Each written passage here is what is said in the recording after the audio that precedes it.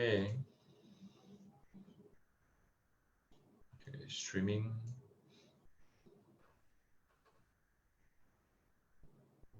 Okay, it's preparing. Okay. Sometime, but you may have to approve it on Facebook. Yes. Yep. Yeah. Okay, let me just double check. Okay, looks like it's live already. All right. Okay, give Hi, me a minute. everybody. Oh, okay. Okay, maybe I can start off first, yeah, then I will let you share with us. Hi everyone, this is Coach John from Learning Out of the Box, and today I have a very special guest and also a very good friend of mine who I have known for, I think, around going to be 20 years. Yeah, and he is none other than my good friend Stuart Tan, and he is a licensed NLP coach trainer as well as a master motivation coach. And I know that he does many corporate training. Welcome, Stuart. Thank you. Thanks for having me. Yeah, Stuart. So the reason why I invited you today because I think especially this year because of the COVID and circuit breaker, many of the students' learning is disrupted and many parents are getting stressed out. In a sense, they are already stressed out. So with this going on, they are even more stressed out. And I know that you work closely with parents as well as kids. So I want to hear from you and also learn from you. What are some of the effective ways to help children cope with stress? Sure. I think that's a very opportune time. I mean, just a bit of a background in terms of my exposure to parents and kids. It's been several 100,000 kids and parents, right? And I've always been approached by them to find out, oh, what's the best thing for my child? How do I make them smarter? How do I make their brain more bigger so that they can contain more stuff? All I can say is that in spite of parents' good intentions, okay, there are a lot of misunderstandings about stress. There are a lot of misunderstandings about examinations as a whole. So I would like to engage whomever is watching live or whether they're in Zoom, that they can post questions. And if they have questions that are relevant for this time, feel free to raise them. I'll be able to answer them. So most people forget about the objective of an examination. So, John, in your own personal experience, what is an examination? Um, if I am to just take a general meaning is to score well and move on to the next level. All right. So this is precisely what most people would think. And it's not a right or a wrong answer. All I can say for that kind of a definition is that it's a functional answer. All parents are looking out for functional answers. You want the fastest way to get things done, right? You want, so we finish off the exam. Can I finish off tomorrow? If they can finish it off tomorrow and go to university the day after, that's great, right? But let's put it this way. In context, life is a journey. Examinations are just a small part of that journey, but it also mimics the journey very, very nicely. Let me give you an example. The other uh, time when I was actually doing a lot of trainings, motivational trainings, accelerated learning trainings for kids, there were some people who asked me this question. So, Stuart, how do I get rid of this stress? Here's the problem with not having any stress at all. You wouldn't be able to wake up at all. You wouldn't be able to do anything. You couldn't lift your hand to brush your teeth or wash your face. That's what happens when you have zero stress. There Mm. needs to be some kind of a chemical reaction inside of your body in order to move, in order to function. So, firstly, you must remember that. Secondly, a functional exam is not going to be the defining factor in a person's identity. So just because you didn't pass an examination, of course, everybody wants to pass. In fact, everybody wants to do well, right? That's a Mm. subject of great scrutiny right now. But because there is this limitation of a person's mindset around examinations, we start to think of examinations as just a end goal or an end result. In reality, it is a mimicking of life in and of itself. So I tell them, look, don't uh, don't try to deal with your examinations as if it is something to just get rid of, right? Instead, deal with the examination as if it is part of your life. It is something that will test you not by the subject matter, but by the way you handle the examination. So if you handle the examination with great pride, courage, resilience, it's more likely to train other things other than just your subject capabilities so that you can cope with similar things in the future, in the working world, in relationships, in marriage, etc., etc. So I don't look at stress as a bad thing. In fact, I encourage people to embrace stress, and there are various different reasons for it. I don't know. The people who've approached me regarding stress, maybe they've forgotten that once upon a time as children ourselves, we also had a lot of stress. But we need to find out why they have this stress. So, John, from your experience, do you feel that people are stressed about mathematics? Because I mean, you teach that most of the time, right? They're stressed about mathematics. Is that the reason why they come to you? From my experience, I think there are a few ways to see it. Again, many children had a negative experience in learning math. Yeah, so and as a result, they didn't do well, and their parents get stressed out. And I think that's I agree with you that probably some of us look at stress and math in a non-objective way. Some of us may see math as a cause of stress, Yep. but what I learned from parents is after I talk to them is because the child has a bad experience in learning math, that's why the child don't like math and didn't do well in math. It's not because the child it's not good in math itself. Yeah. Well, that's one way to look at it, and most certainly a valid way to look at it. Yeah. So you had a traumatic experience before, you're likely to have a traumatic experience with it later. But life is not so linear. So you probably have found out that if you change the beliefs surrounding mathematics, right, like you usually do, the child starts to love mathematics. And when they love mathematics, mathematics is no longer a stressor. In fact, it is welcome. They like the challenge. In fact, they want the challenge. It's a proving point, right? Suddenly you are in the game, and because you're in the game, you can score well. And when you can score well, you can prove your sense of self-esteem and self-worth. Not that I want to use mathematics as the only gauge for my self-worth, but I think it's relevant. So what you're talking about is shifting perspectives in the form of, in NLP, we call this reframing, right? To be able to reframe a person's way of thinking or an old belief into a newer, more valid belief, it requires different perspectives. But let's address the reason why people have stress in the first place. So functionally, there are two primary functions of stress, right? Number one is to push you ahead. Without stress, you cannot move forward. This is true in, like, for example, when you are very hungry, the body creates some natural stress. This natural stress response forces you to move forward to attempt to look for food, right? So this is what hunger is all about. So stress functions well to drive people towards a certain goal. But most people fail to ask the reason why that goal is so important to them. Okay, so this is the first one. Why is the thing you're stressed about so important to you? The reason why this is an important thing to consider for parents is this. Most parents don't understand the second function of stress. Because if I know why it's valuable to me, then I would answer the second one very, very easily. Stress is a cause of, shall I say, conflict, right? Creates stress. So if you're at home and you have conflict with your children, that in and of itself creates stress. So it's very funny that you go like, no, you have to study harder. Come on, you have to study harder. That one already creates stress. You know what I'm saying? So why is it that we cannot reduce the stress quickly? It's because a lot of the time, we are not addressing the main function of stress, which is to create relationship. Okay? In studies that they found, I think it's a study, 2007 study. I'll put up the link if people are interested.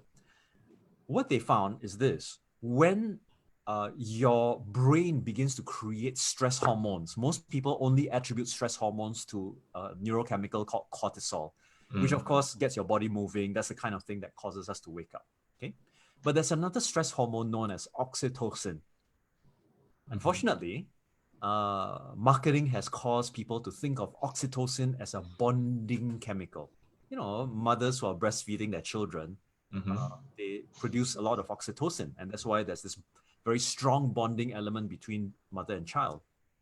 But they found that oxytocin levels also go up whenever you have stress. And this is a very clear indication that when you are stressed up, you want to create a connection with people. Unfortunately, what most parents are doing is the opposite. Whenever the children are stressed, they give them even more stress. They tell them, "Oh, don't think about it. Just keep studying." Or they say something like, "Oh, don't worry, you're gonna be fine." Or they say the worst thing in my mind, which is just put in effort. Whether you pass or fail is okay. Let's be very honest, okay? If your boss in your working environment comes up to you and said, don't worry, just do your best. Whether you pass or fail, whether you do well or whether you deliver this project or not, you're okay. I can guarantee you that the moment you just let go like this, the focus, firstly, your brand is going to be damaged. Who will want to hire you next time, right? Even if this particular boss is very forgiving and lets you just do whatever you want. No, achievement is to a certain extent not negotiable, right? If you tell someone, "Oh, strive for 50%, just pass, don't worry about it," that's not striving. That's telling people to just stay alive. And if we are not growing, then we're not staying alive in the truest form of the word. So when stress happens, what's the relationship like between child and parent? A lot of parents do this very well. They notice that their children are in some form of pain. They cuddle them. They tell them, "Hey, tell me more about this." I knew one parent who had a very wonderful strategy, and what she did was she'll bring the children in to her room, and then she'll start asking, "So, exams are really tough, is it?" And then they'll go like, "Yeah, I really don't want to study," and things like that. And then this parent will go into a storytelling mode. Stories are a great way to create bonding and also to carry on the message of how I coped with life. So she started telling about stories during her childhood when she was stressed out by examinations. And she said, "You know what? These when I eventually grew up, I remembered the examination. The examination was stressful for me, but you know what? Through the examination, I learned how to manage my time well. I learned how to manage my project well. I learned how to deal with unreasonable demands, but yet get very good results. And the results are good to me, not necessarily to anyone else. I did put in effort. I knew I could get maybe a B3, but eventually I managed to get an A2, something like that, right? So those kinds of stories are what we call a hero's journey that I think a lot of parents fail to share enough of with their kids. Yep. So rather than being dismissive, this is the best opportunity for parents to create the bonding with their children. Why? Because you know what? If you tell them, if you create resistance and say like, "Oh, that's dismissive, just forget about it, just focus, just concentrate. Oh, you're not working hard enough, that's why you're so stressed." These dismissive things are going to cause even more stress because rejection is also a source of stress. You've just basically rejected your child's identity or self-esteem at this present moment of time. Where do you think they'll go now? They won't go to you. They'll go to their friends. They'll start talking on the phone. They'll start chatting on Zoom. They'll start chatting on WhatsApp. What's that going to do with the amount of time that they have left? Time is going to go down. What happens to the entire stress pattern? It just becomes this ridiculous vicious cycle. You go, "Why are you on WhatsApp?" As if that's going to reduce their stress, It's going to increase even more stress. You're going to cause more conflict, create more resistance. And when that bubbles up, that becomes a terrible, terrible vicious cycle. Who wants to study under those kinds of environments, my friends? So I want you to remember that if the relationship is not strong, no matter what technique I'm going to share with you, or no matter what tip that I'm going to share with you, I've got at least 5 of them that I like to share if I have time. But rest assured that the foundation of all of these techniques working is your relationship with your child. Without the relationship, without understanding the neurochemistry between yourself and your child, basically everything is over before it begins, right? Yeah. So I can understand if you're very stressed up, the COVID-19, and then now there's going to be exams and so on and so forth. Stress is also, when converted effectively, can be viewed as courage. So remember the idea of if you don't have any stress at all, you can't even wake up, because your body needs it. So when stress is reconciled with that question, why is this thing that I'm doing causing me stress? I give you a very good example. When I was studying, way back then when there were no tutors like yourself having to explain mathematics so clearly. I was stressed out with mathematics, to be very honest. I just did the bare minimum to get my B3, and I was just so happy when I managed to get it.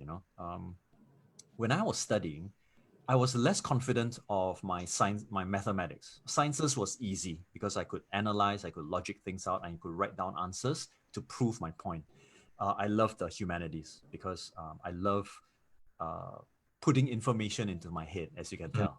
Now, when I challenge myself academically, I don't just challenge myself from the standpoint of, okay, here's an exam, let's do this exam. No.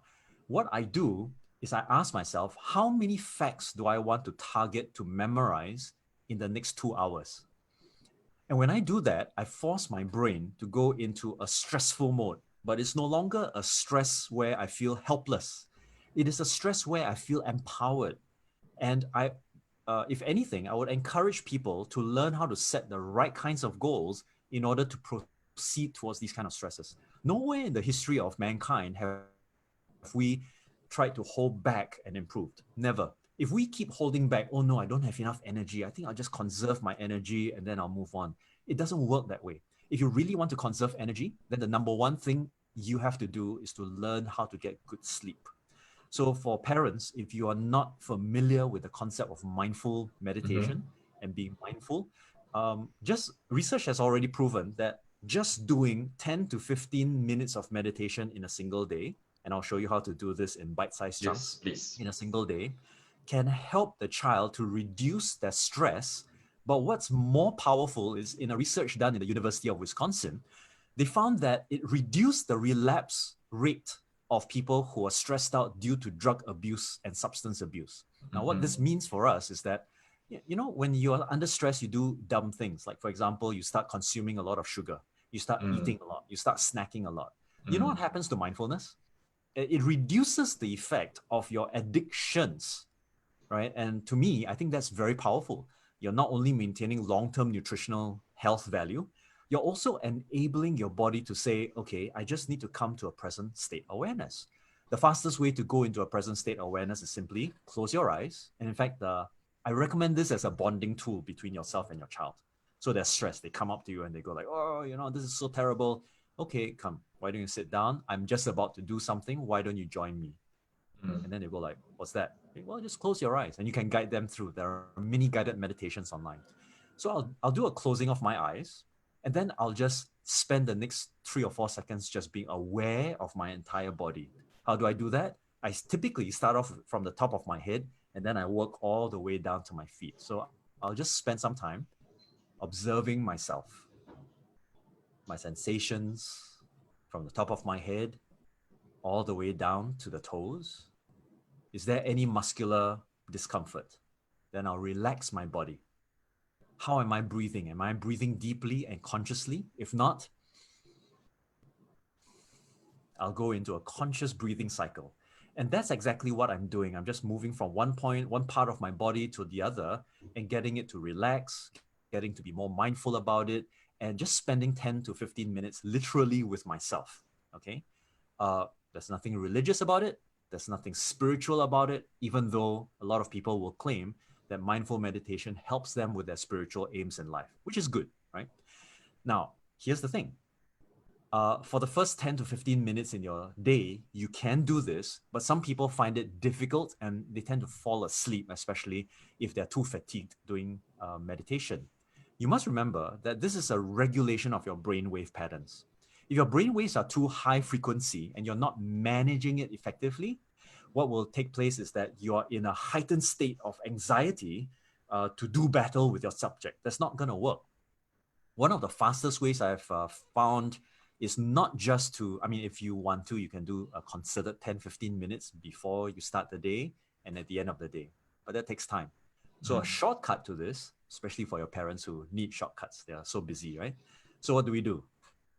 Just before the start of the study session, spend 1 minute doing this. If you have spectacles, take them off. Okay. Cup your eyes like this. Don't cup your nose, otherwise you can't breathe, right? So cup your eyes like this and just do deep breathing for 7 counts. So breathe in, as deep as you can, hold it for a couple of counts, and then breathe out. All the way out. Usually, there is a box breathing technique. We call this box breathing. You count to 4 counts or 5 counts. So you breathe in 1, 2, 3, 4, hold it for 2 counts, and then breathe out 2, 3, 4, or 5, right? Depending on how used to it you are. If you are a little bit more advanced, you can go for 5 or maybe even 6 counts. But it's boxed because you breathe in and you breathe out with the same number of counts. You even hold with the same number of counts. So when you breathe completely out, you hold with the number of counts there as well. So if it's, let's say, breathe in, hold for 2 counts, breathe out, you hold for 2 counts. If you want to stretch yourself further, breathe in, hold for 3 counts or 4 counts or 5 counts, and so on and so forth, so that it is regular. And what that does, aside from oxygenizing the brain and the blood, which is great for concentration, it gets you into a calm and concerted state so that you can begin the study. Now, there is a German psychologist by the name of Zeigarnik, and she came up with a concept known as the Zeigarnik effect, which is a very powerful, well, we know it from marketing, right? But the Zeigarnik effect was originally from education. In other words, through the course of a 2-hour time frame, if you split that time frame up into 15 or 25-minute or 35-minute chunks, depending on your child's attention span, just stopped. Okay, so if you know your attention span or your child's attention span is 15 minutes, set an alarm, go off at 15 minutes, turn it off, and then do your cupping strategy. Just breathe in and out for 7 counts, and then start that cycle again. Why? Because through a 15-minute time frame, some students, they get so high in their brain waves that they can no longer concentrate. And they did not train their brain to come back down to a state of relaxed awareness. Now, relaxed awareness is what they call the alpha state. If you're too relaxed, it's the theta state. That's after you have your lunch and so on. So you're kind of like drowsy and so on. But breathing allows us to consciously control the brainwave states that we're in. So I would recommend, for myself, because I can hold a concerted study and focus period for about 45 minutes to maybe an hour and a half.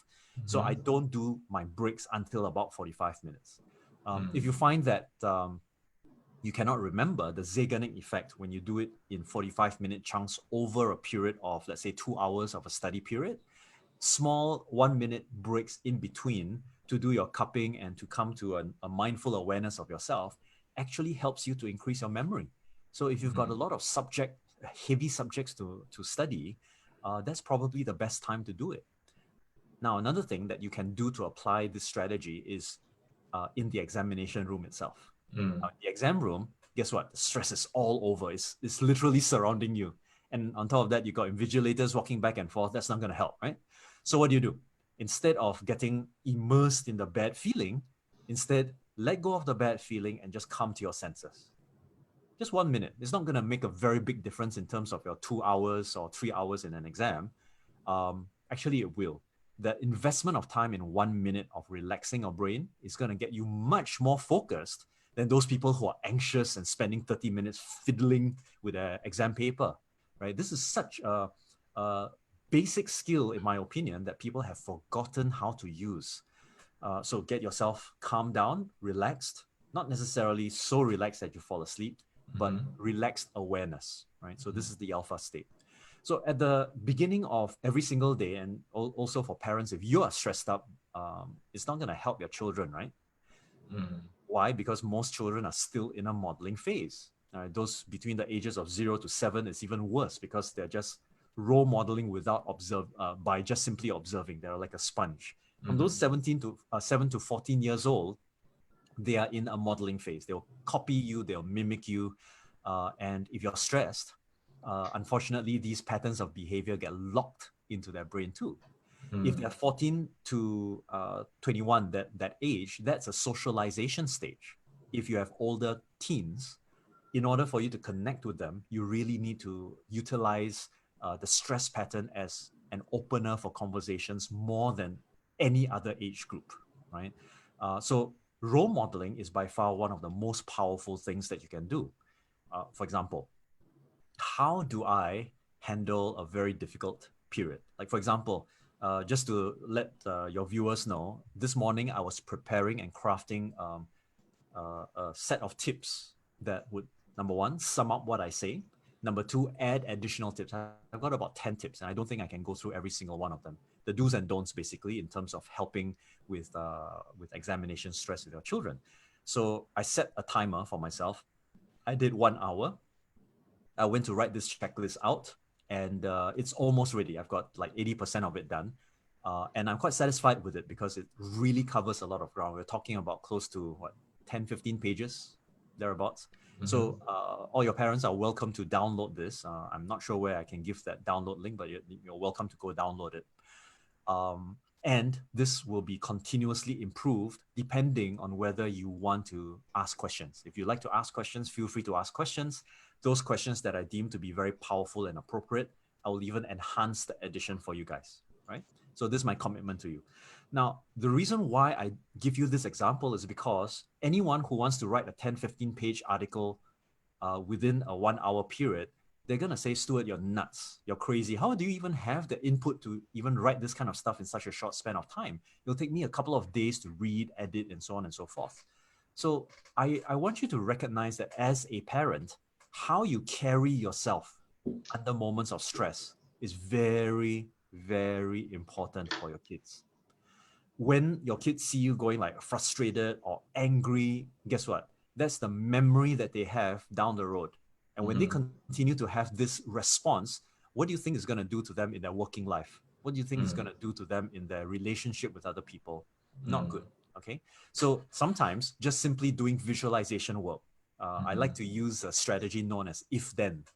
So if I encounter examinations, or as parents, right, you also have stress. If my kids are stressed up, normally I will respond in a stressed up manner. Just go and do this. Instead, now I visualize if my kids come to me stressed up, then I give them a hug and then I tell them a story. Or I sit them down and we drink some tea together and we relate with one another. So I'm visualizing this when? During the time after I finish my mindful meditation. You've cleared out all the nonsense and junk inside your head, right? Already during a mindful meditation. Then now bring to mind the vision of the relationship you want with your child. Instead of doing X, now I choose to do Y. Simple, but you need to visualize this on a regular basis so that it becomes part of your neurology. Likewise, if there's any irritation, maybe the neighbor is drilling, right? And you just can't stand that while you're working from home. So now inside your mind, last time when I listen to drilling sounds, I feel irritated and I get angry. And my response is I go beat somebody up, okay? Or something like that. Now, when I hear drilling sounds, I choose to remain calm and focused in my work. And just imagine yourself in a calm and focused state. This is one of the most powerful strategies that we learn in neuro-linguistic programming. Of course, it's a little bit truncated because I don't have the means to give you guys exercises, go and think about it. So all I can say is if you got further questions about it, go download the guidebook because I give some additional tips inside that guidebook that are more, shall I say, step-by-step. It covers how exactly you could use that strategy for yourself. And of course, invite your younger children to come and join you. Invite your older children to test it out, right? Because again, if you impose, hey, Stuart says you must do this, go and do it now. That's going to add more stress. Instead, invite them. Ask them, hey, there's something that could help with your stress. Are you willing to test it out? We can do it together if you'd like. Nothing blows a child's mind than to say, what, you mean you want to do this with me?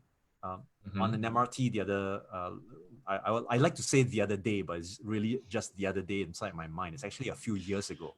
I saw this parent sitting in the 2-seater cubicle with her child. And what she was doing was she was passing the textbook to her child to test her on her memory. It was like, what? And you could see that the child was very excited by that prospect. She was going like, okay, what is point number 7 about this and that? And the parent was recalling and going like, oh, it's this. It's like, wow, what parent has that level of commitment to show the kid that I can do it? I'm sure you can do it as well. And then they will take turns, right? Every 10 minutes, they'll swap over. Now the parent will test the child. And then after 10 minutes, they'll do it. I was quite fascinated by that, to be honest. And to me, the bonding between the parent and the child was excellent. It was excellent. They could joke, they could laugh about it, and it was somewhat touching. You know what I'm saying? Mm. So why not do things together with your child? I know it can be a bit stressful. Like, for example, mathematics. I don't know very much about mathematics. How am I supposed to help my child? Well, and then you get stressed up trying to learn mathematics from John, right? But because he's such a good tutor, it becomes so much easier to accumulate good advice and then to pass it on to your child. So I would recommend that much of the time, the battle is inside the head. And we need to find opportunities to literally transform our fears or our anxieties into energy that carries us forward. That's why stress is also a doorway to courage, right? I suppose if there is a set of techniques or tips that you can walk away with aside from the reprogramming of your responses would be really to consider, because there's so many subjects, and I would like to I think that subjects have gotten more and more complex since I was in school, right? But the stress is still the same, right? In fact, kids nowadays are smarter. If they were to take the exams that I took, I'm pretty sure they'll do very well, right? But now we are sort of like equalized. Back then, the exams that we took were difficult, but the exams that they're taking are just as difficult based on the context, right? They're smarter, they're more diligent, they've been forced to do a lot of homework, they've got tuition, they've got enrichment, all that kind of stuff. And the parents are more educated. Okay, not all of our parents had that advantage, right? So in order for us to gain a further advantage, I always recommend to parents to focus on a few things. Number one, make sure they have a strong foundation. And these are pillars, right? These are the foundational elements. Without this, you can have a good relationship, but you can still have bad results. Okay. So in order to move towards this thing called results, then the first thing that you've got to do is, by the way, I just wanted to make this very clear. It's not that I want you only to focus on the quick tips that can get you good results. I also want you to focus on the fact that after the exam, you still have a relationship to work on. So please don't destroy the relationship just because of a PSLE or examination.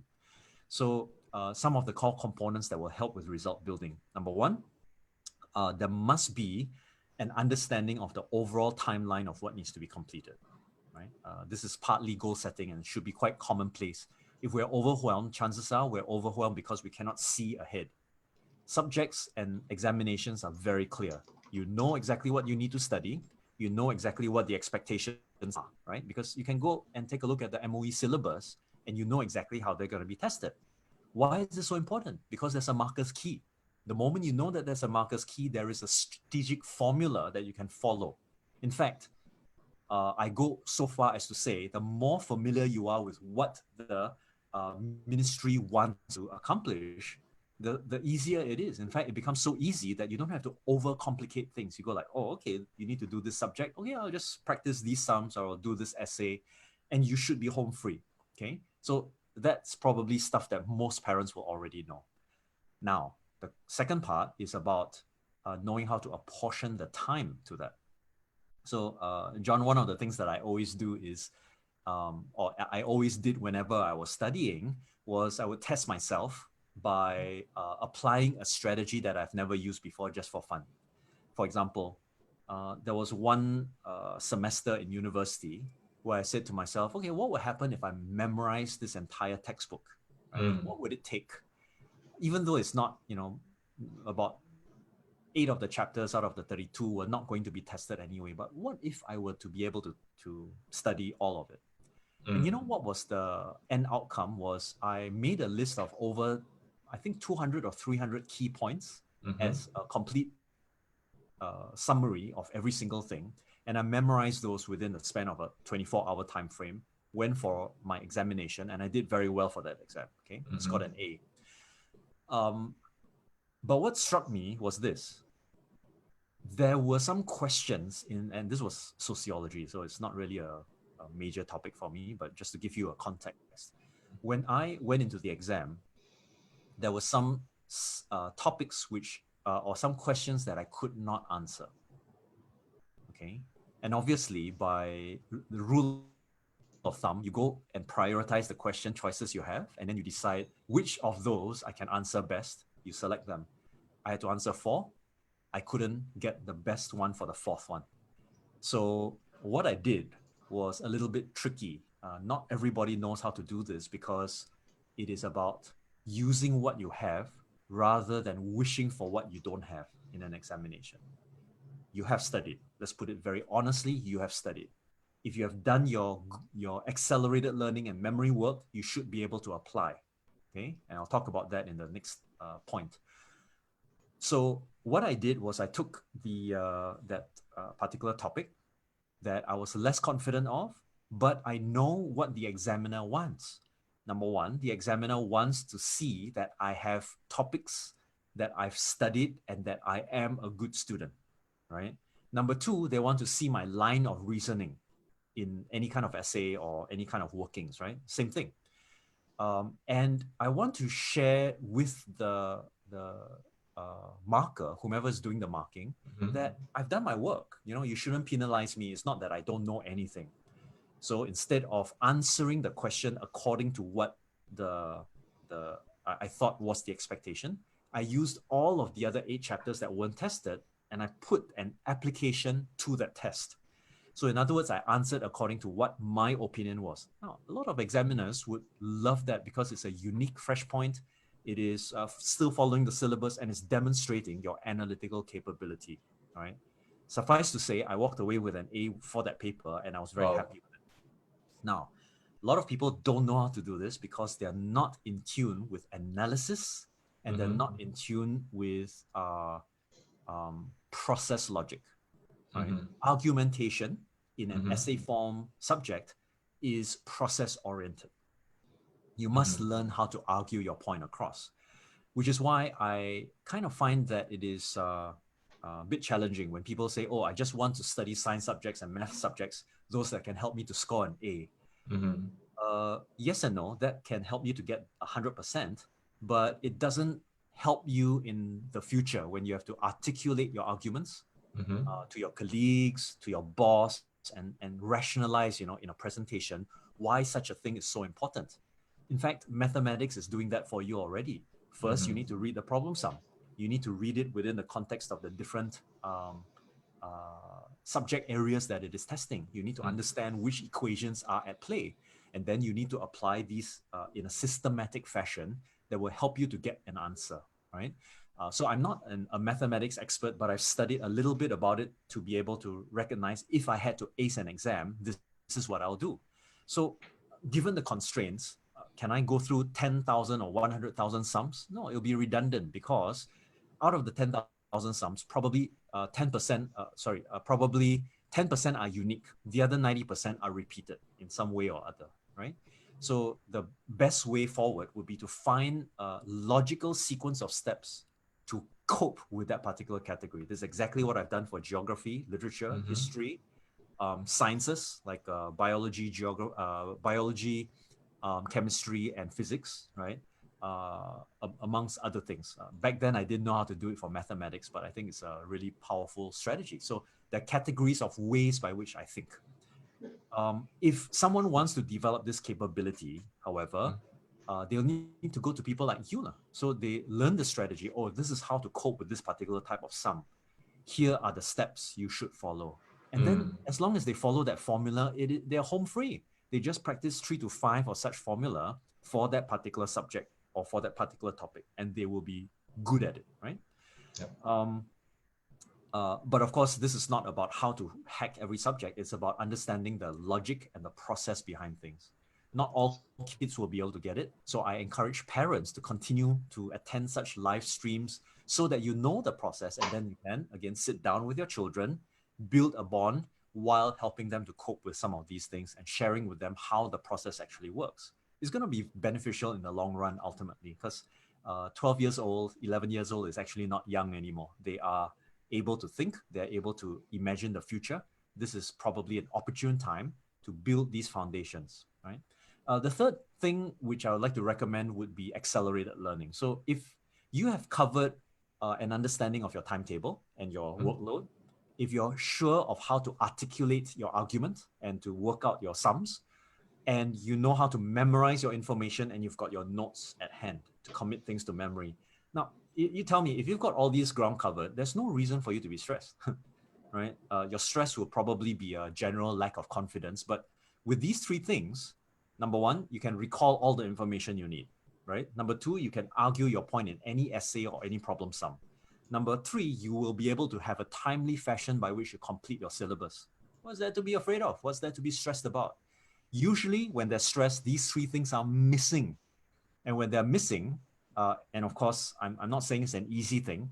The workload is tremendous. You've got, however many subjects that you have to deal with in secondary school or even in primary school, the basic subjects, right? There are many topics to cover. Some people opt to skip some topics because they know they won't have enough time, right? But let's put it this way. I am a student of probability also. If I have to study 30 chapters, and I know that, logically, if I plan my timetable, I don't have time to finish all 30 chapters, I'll skip 2. The probability of those 2 chapters not being relevant to my answer is very, very high, right? So it's not that I'm spotting an exam question. It's just that I'm being practical about things. I know that there are more important things than just examinations, like family time is important, time for myself is important, self-care is important. If you are getting yourself ill, sick, and so on, because you're studying so hard and getting so stressed, is that really worth it, to be honest? So parents, I think we have to be very clear about the priority. Is a live child more important than a sickly one, right? Or worse still, knock on wood, okay? A child who goes out there and decides that, that's the end. I failed my PSLE. I'm going to jump off the building. Is that really what we want? Instead, what we want is to go to our children and tell them, look, just think of your examination as the big boss of this game that you're playing. Okay? You're going through different stages. And because you're going through these stages, you know that you need to acquire the right tools to beat this boss through each stage. Right? Once you reach this big boss is tough. It is tough. But if you have gone through each stage and collected the right kinds of items, it's just a matter of time before you defeat this boss, right? So it needs to be put in the context that your child understands, whether it's soccer or music or whatever it is.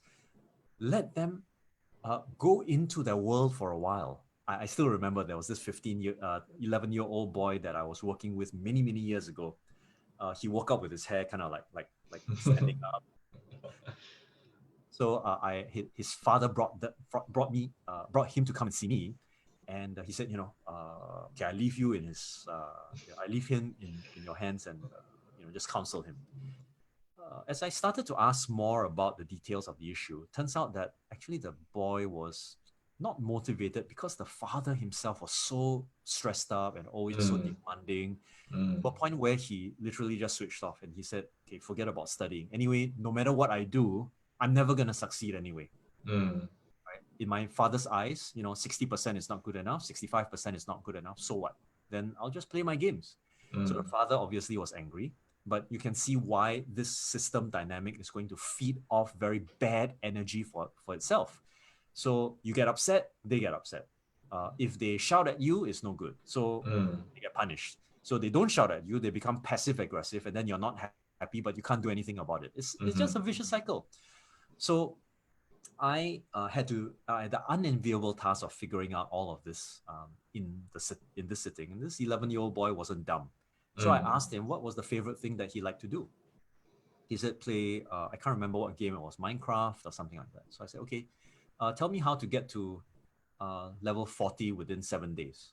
And then he looked at me like, what's this got to do with my with my coaching session? No, I mean, can you just teach me? I mean, you've been playing for quite a number of years. Teach me how to do that in 7 days. And he said, oh, okay, first you need to do this, then you need to do that. And what I was attempting to do was I was attempting to catch him doing good stuff and catch him in a resourceful state. Yeah. Right? So whenever he was going like, oh, no, you should be doing this instead. And I'll look at him suddenly and I'll say, hey, do you realize that you're very good at noticing gaps and repairing the gap? And the moment I say that, he went like, yeah, actually I am, and he felt really good about himself. Mm. And this is what I followed up with. Remember, language is very important. And since you know this, even in school, you can do the same thing. I'm very Mm. confident of you being able to do that. And then he Wow. felt like that was great. It felt good. And then we had, of course, as he went on, I actually tested him on some basic mathematics. Like I told him things like, do you know how many bits is a byte? Sorry, how many bytes are there in a bit? And he said, no. I said, well, where might you go to find out? And he said, oh, I just Mm. go to Yahoo back then. So I'll just go to Yahoo. So, okay, cool. Why don't you go there and tell me? And those were the building blocks of simple things like summation, problem solving. So I started to give him quizzes like, imagine that you had 40 gigabytes of hard disk space and you wanted to partition it because he loved computers, really. He wanted to Wow. become like a computer engineer. So I used the context to explain it to him. And then suddenly he got it. He said, okay, that's not too difficult to understand. I said things like, when you take a look at level 1 to 40, can you look at the pattern of the number of experience you need to get in order to level up? That's a mathematics algorithm question, right? So he went like, oh, I didn't know that. And when he applied the algorithm, I asked him, so based on this algorithm, what will happen for me to get from level 40 to level 41? And he predicted it quite accurately and he Wow. was surprised by it, right? Mm. So this is just working backwards, utilizing it for everyday purposes. And obviously he wanted to become an engineer. So I anchored it back to why it was important for him.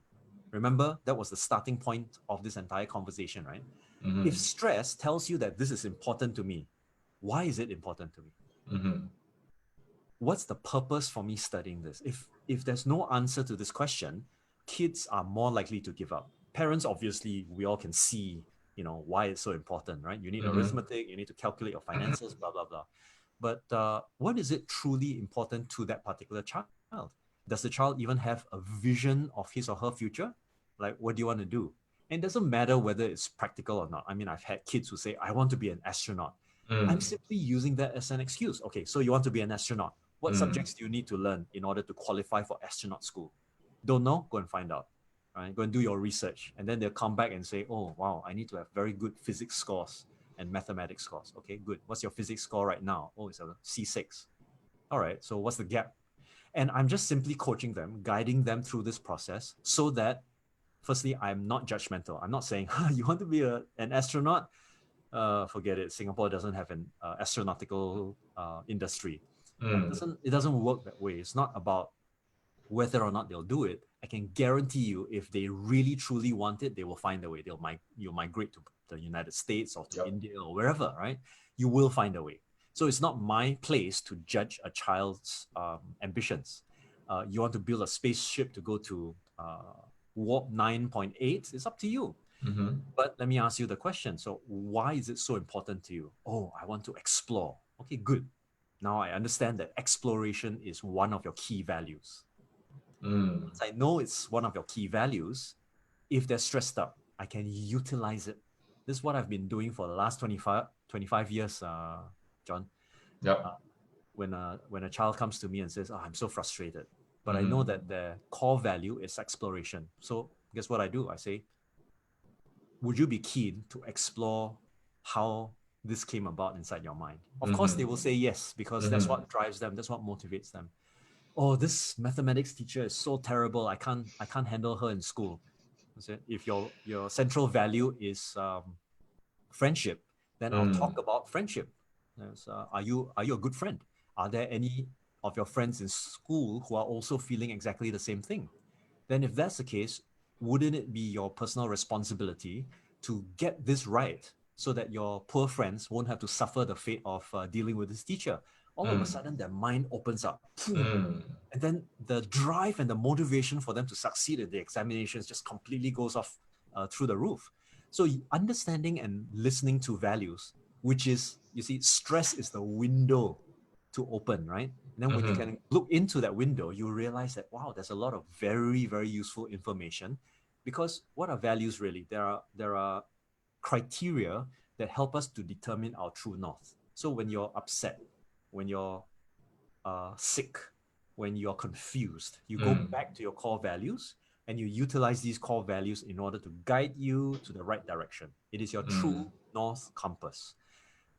The sooner that the children learn how to decide this, the more they are able to build their character. Mm. So remember, I said that stress is about knowing how to take on things voluntarily, so that you're literally going outside of your comfort zone voluntarily. Oh, I Mm. can't. I've never done 100 sums in one go before. Okay, can I test it? Can I time myself and give myself a time limit and see how far I can go?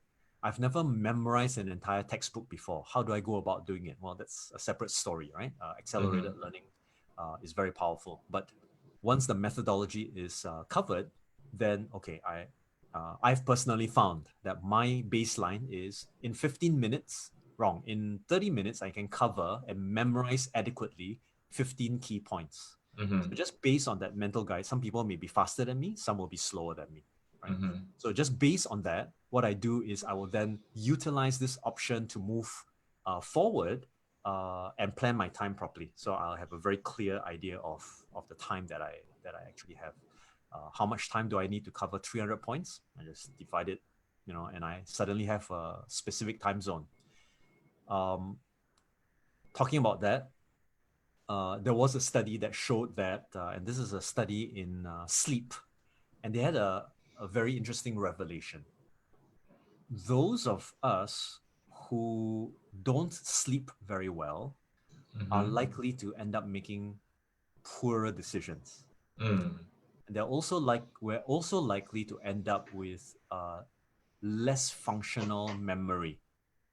Okay, so if you're not deliberately committing your things to memory, like when I was doing it as a child, um, when I do that, my efficiency goes down, especially when I am very very tired and I don't manage my sleep cycles well enough.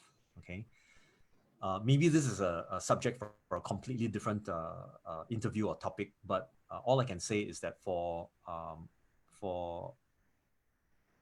ability to sleep well, Mm.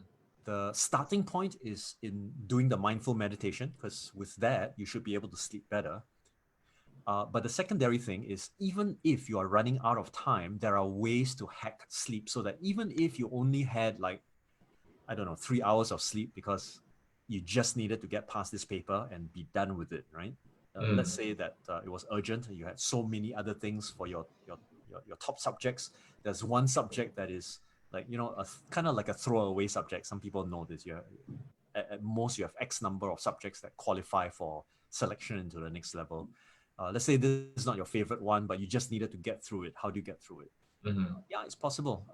I have utilized the strategy of literally losing sleep, but still retaining a very high functional memory. And this has got Mm. to do with programming your unconscious mind to absorb information quickly and then to utilize that in the most rational fashion. Right? I'm not advocating that, oh, you utilize hypnosis or something like that. No, but there is a way for you to use somewhat subconscious learning. You may, especially if you have to stay and burn the midnight oil and so on, there is a period of time. So when you're memorizing information to lock it into your brain, you need to have that equivalent amount of time to dream about it. What do I mean by dream about it? This is theta state learning. You turn on your phone, you set timers. So let's say you've done your memory work for 30 minutes, spend 15 minutes dreaming about what you've memorized.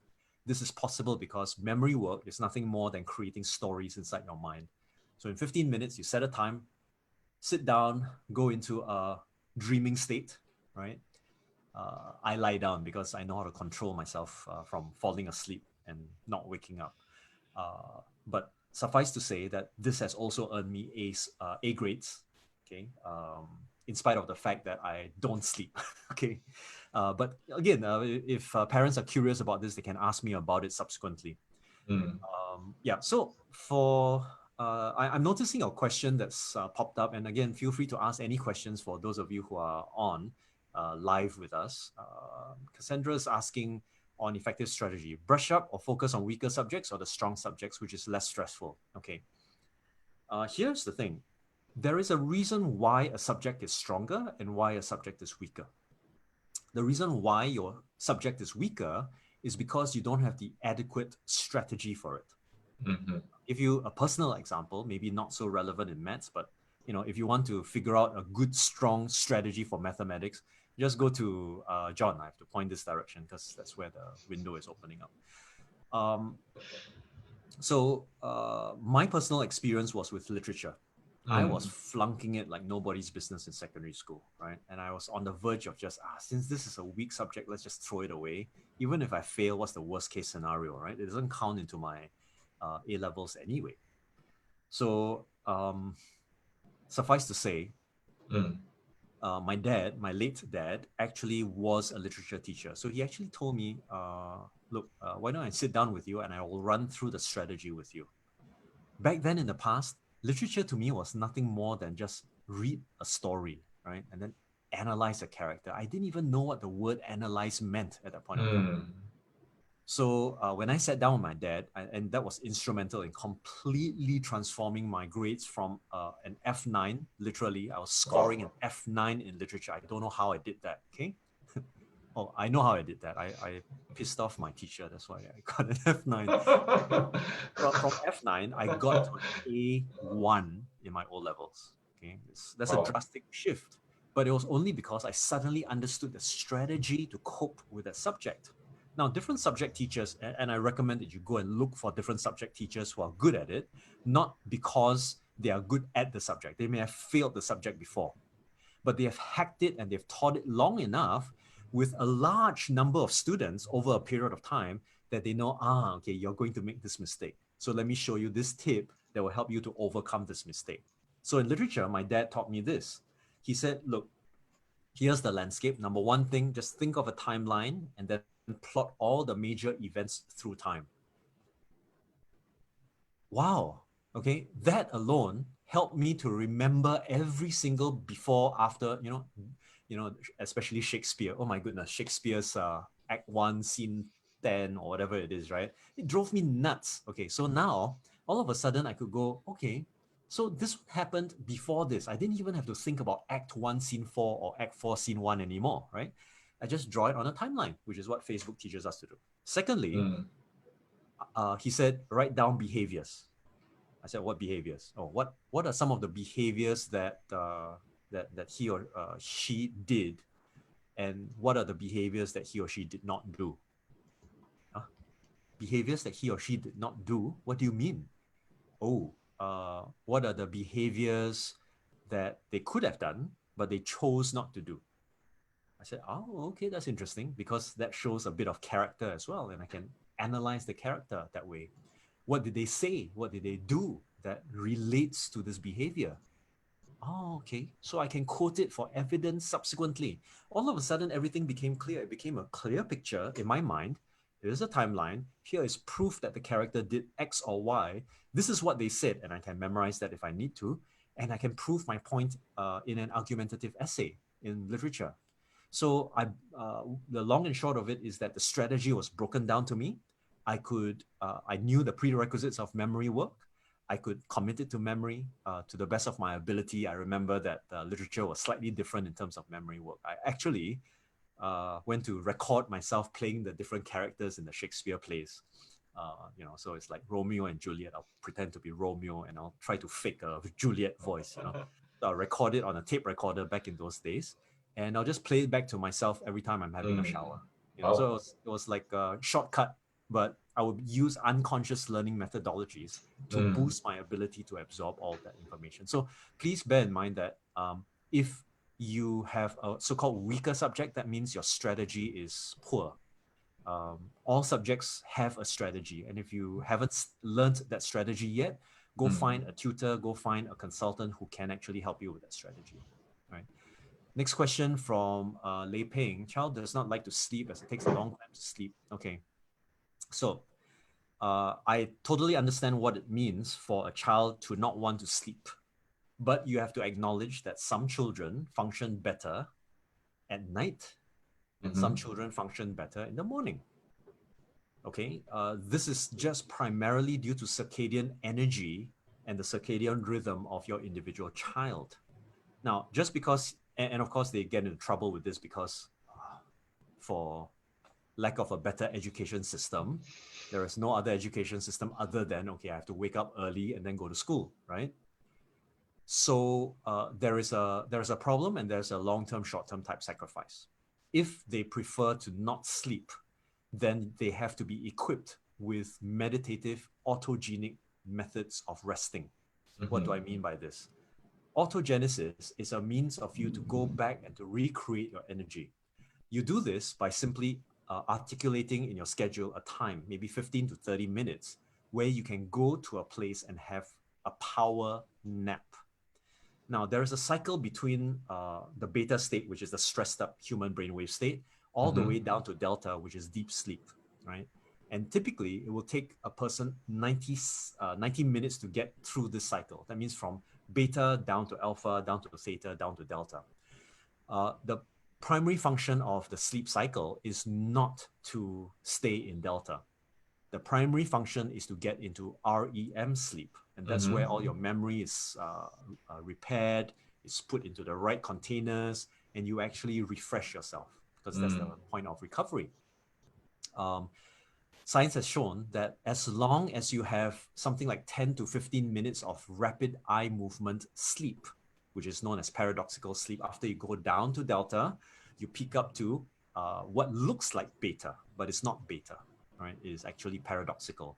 So you're dreaming. This dream state is crucial. So this is why I say, just do sleep learning, right? Go into a dreaming state for about 15 to 20 minutes.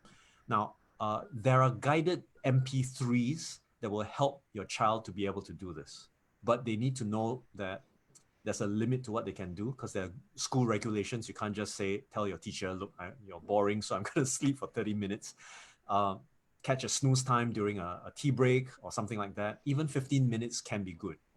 So what happens is, it's similar to mindful meditation. You're sitting down or you're lying down. Please do not adopt these types of postures, right? Lying on the table and so on, because this is likely to cause poor blood flow. And you're going to end up in a bad state anyway. So either sit up, or if possible, to lie down comfortably somewhere. So what happens is you're shifting your breathing, okay? And the autogenesis process is to get you to relax and to go into a deeper and deeper, it's almost like self-hypnosis, a deeper and deeper state of relaxation, so that all you're able to do is to get into a calm and shallow, it's almost as if you're just about to fall asleep, calm and shallow breathing pattern.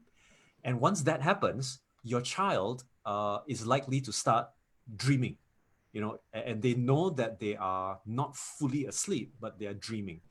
To a great extent, this happens, and then they black out, right? It's like they suddenly drift off to sleep, and then the alarm kicks in. The alarm kicks off, and then they awaken. There is a process of awakening.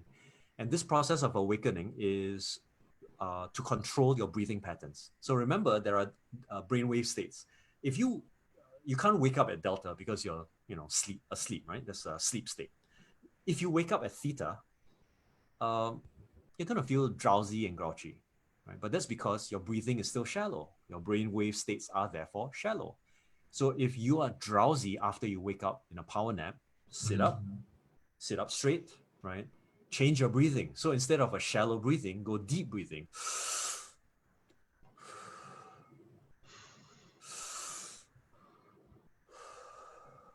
Regular box breathing, but deep and focused. And what will happen is oxygen goes into your bloodstream, your brain begins to oxygenize, and your theta goes into alpha faster. The ideal state is to entrain your brain to wake up in alpha. That's the best one. That's the time where people have a power nap, they wake up and they go like, wow, I'm energized. I feel as if I've slept for 8 hours. That's the kind of state you want to get into, but that requires a lot of inner brain programming and getting used to, right? So I highly recommend that.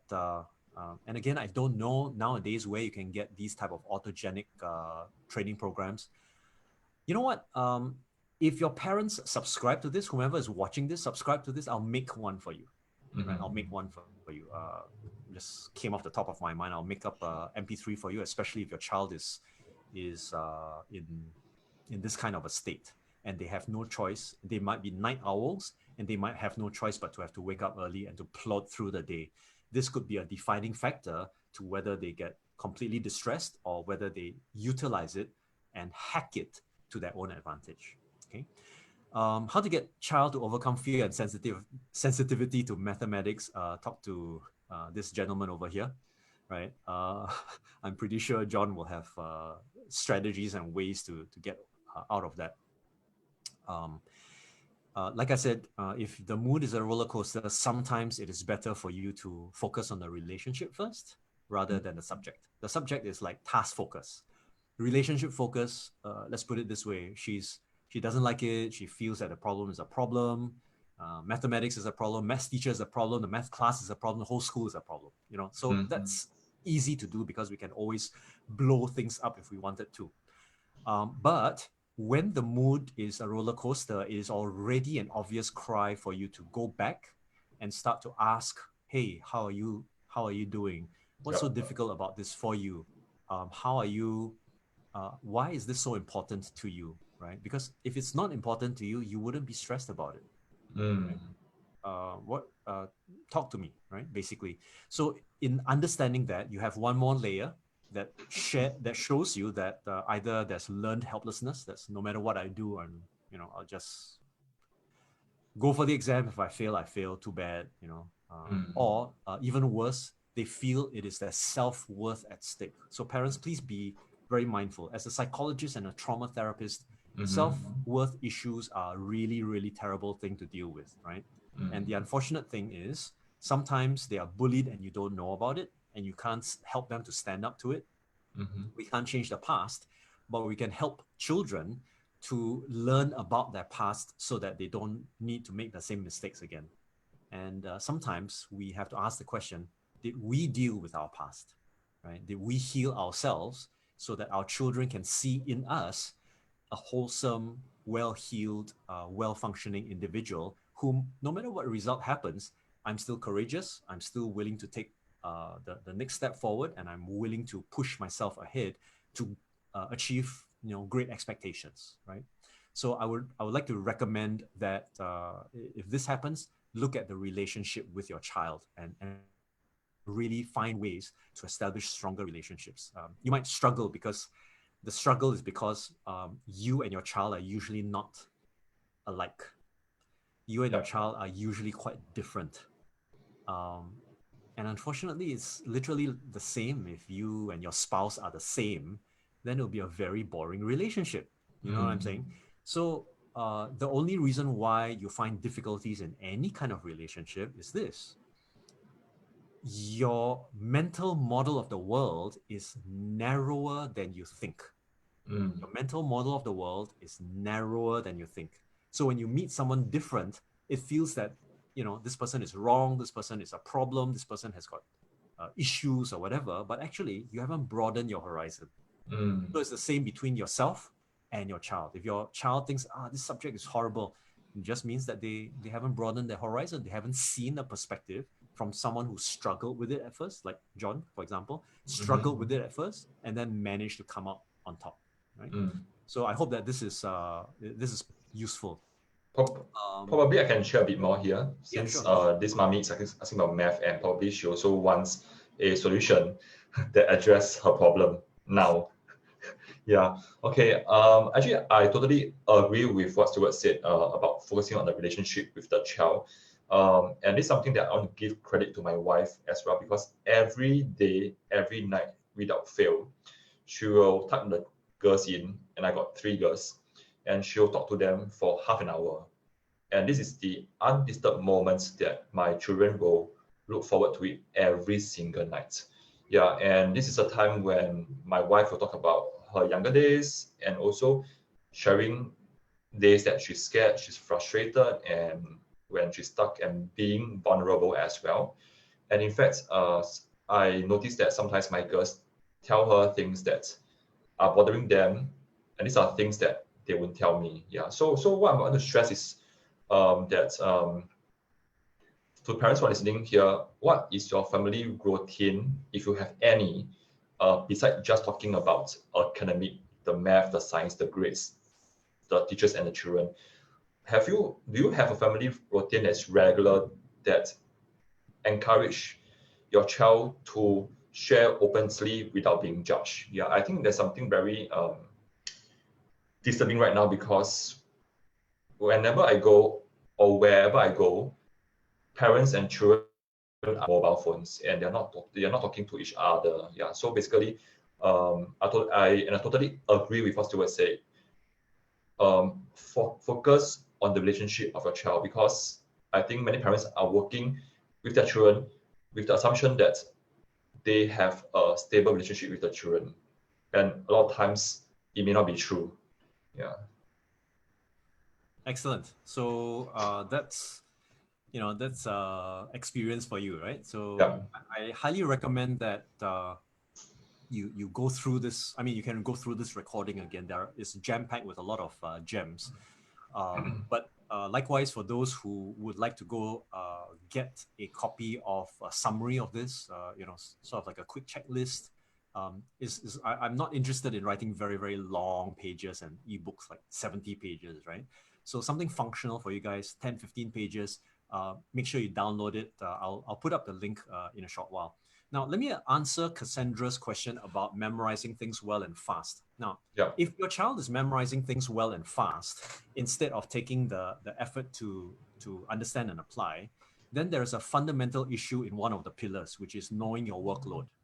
There is no complete time. Okay, so maybe I'll highlight it this way. My process is I make notes about my subject, and I've taught hundreds of thousands of students this as well. I'll make notes about my subject. I will make sure that I memorize those items, okay, in a prescribed way. But I also need to test myself to see whether I've memorized, right? So I will recall, let's say, okay, point number 72, what is it? Okay, then I'll recall it, yeah? Then after I've done this, I will still need to have a buffer period of time to trial out my questions. So what I do is I usually will collate, last time they'll have 10-year series and stuff like that. What I'll do is I'll collate questions from the past, and I'll test myself. Firstly, by looking at it and asking myself, do I know what this is asking for? So that I can apply it. Okay, and if I don't know, then I'll have to go back to my notes, because obviously I did not cover that in my notes. Memorizing work also means that you have to memorize that what is, understanding the concept sometimes can happen before you memorize, but sometimes you memorize first in order to understand. It has happened to me many times before. I don't really understand it, but at least I have this, so that the worst case scenario is I get working points, right? Rather than end points. So that's, in my opinion, it's not too bad. But it also reflects that there is this stage of actually testing yourself to ensure that your ability to use the concepts that you've memorized and to know where you've memorized, that is appropriate. I'll give you another example.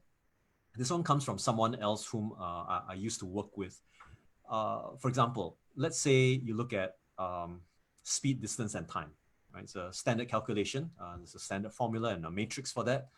There are only X number of ways that you can divide speed, distance, and time, multiply them together. There are only a few permutations. But speed is also associated with velocity, also associated with acceleration. So all of these should go into a concerted, systematic framework. Now, let's suppose someone says that someone is traveling at a certain speed. Oh, okay, so now you're thinking, okay, I have one variable, but I don't have the other variables, right? That's how you typically will think in mathematics and physics. Now, the question is, what is a systematic way to identify the missing variables? Okay, that is what you memorize. You memorize the process you don't memorize the content, right? By memorizing the process, it makes it easier for you to execute it when you need to. So for example, in my literature case, I never went to just memorize the entire book for the sake of it. I went to memorize, okay, character analysis. What are the steps? Number one, memorize the name and the spelling. Secondly, memorize the arc, the story arc. That means the plot line of the character. Number three, memorize the adjectives that describe the person. Number four, memorize the specific phrases that they use that can come in handy to demonstrate the adjectives of that person. So I'm actually utilizing a system. So the reason why they are memorizing instead of applying is because it's an incomplete system, right? So if it's incomplete, there's no such thing called overcoming it. You're just incomplete. It's like saying, I know 1 + 1 = 2, and then you don't complete it. It's not even an equation. It's not even a system. So you cannot call this studying.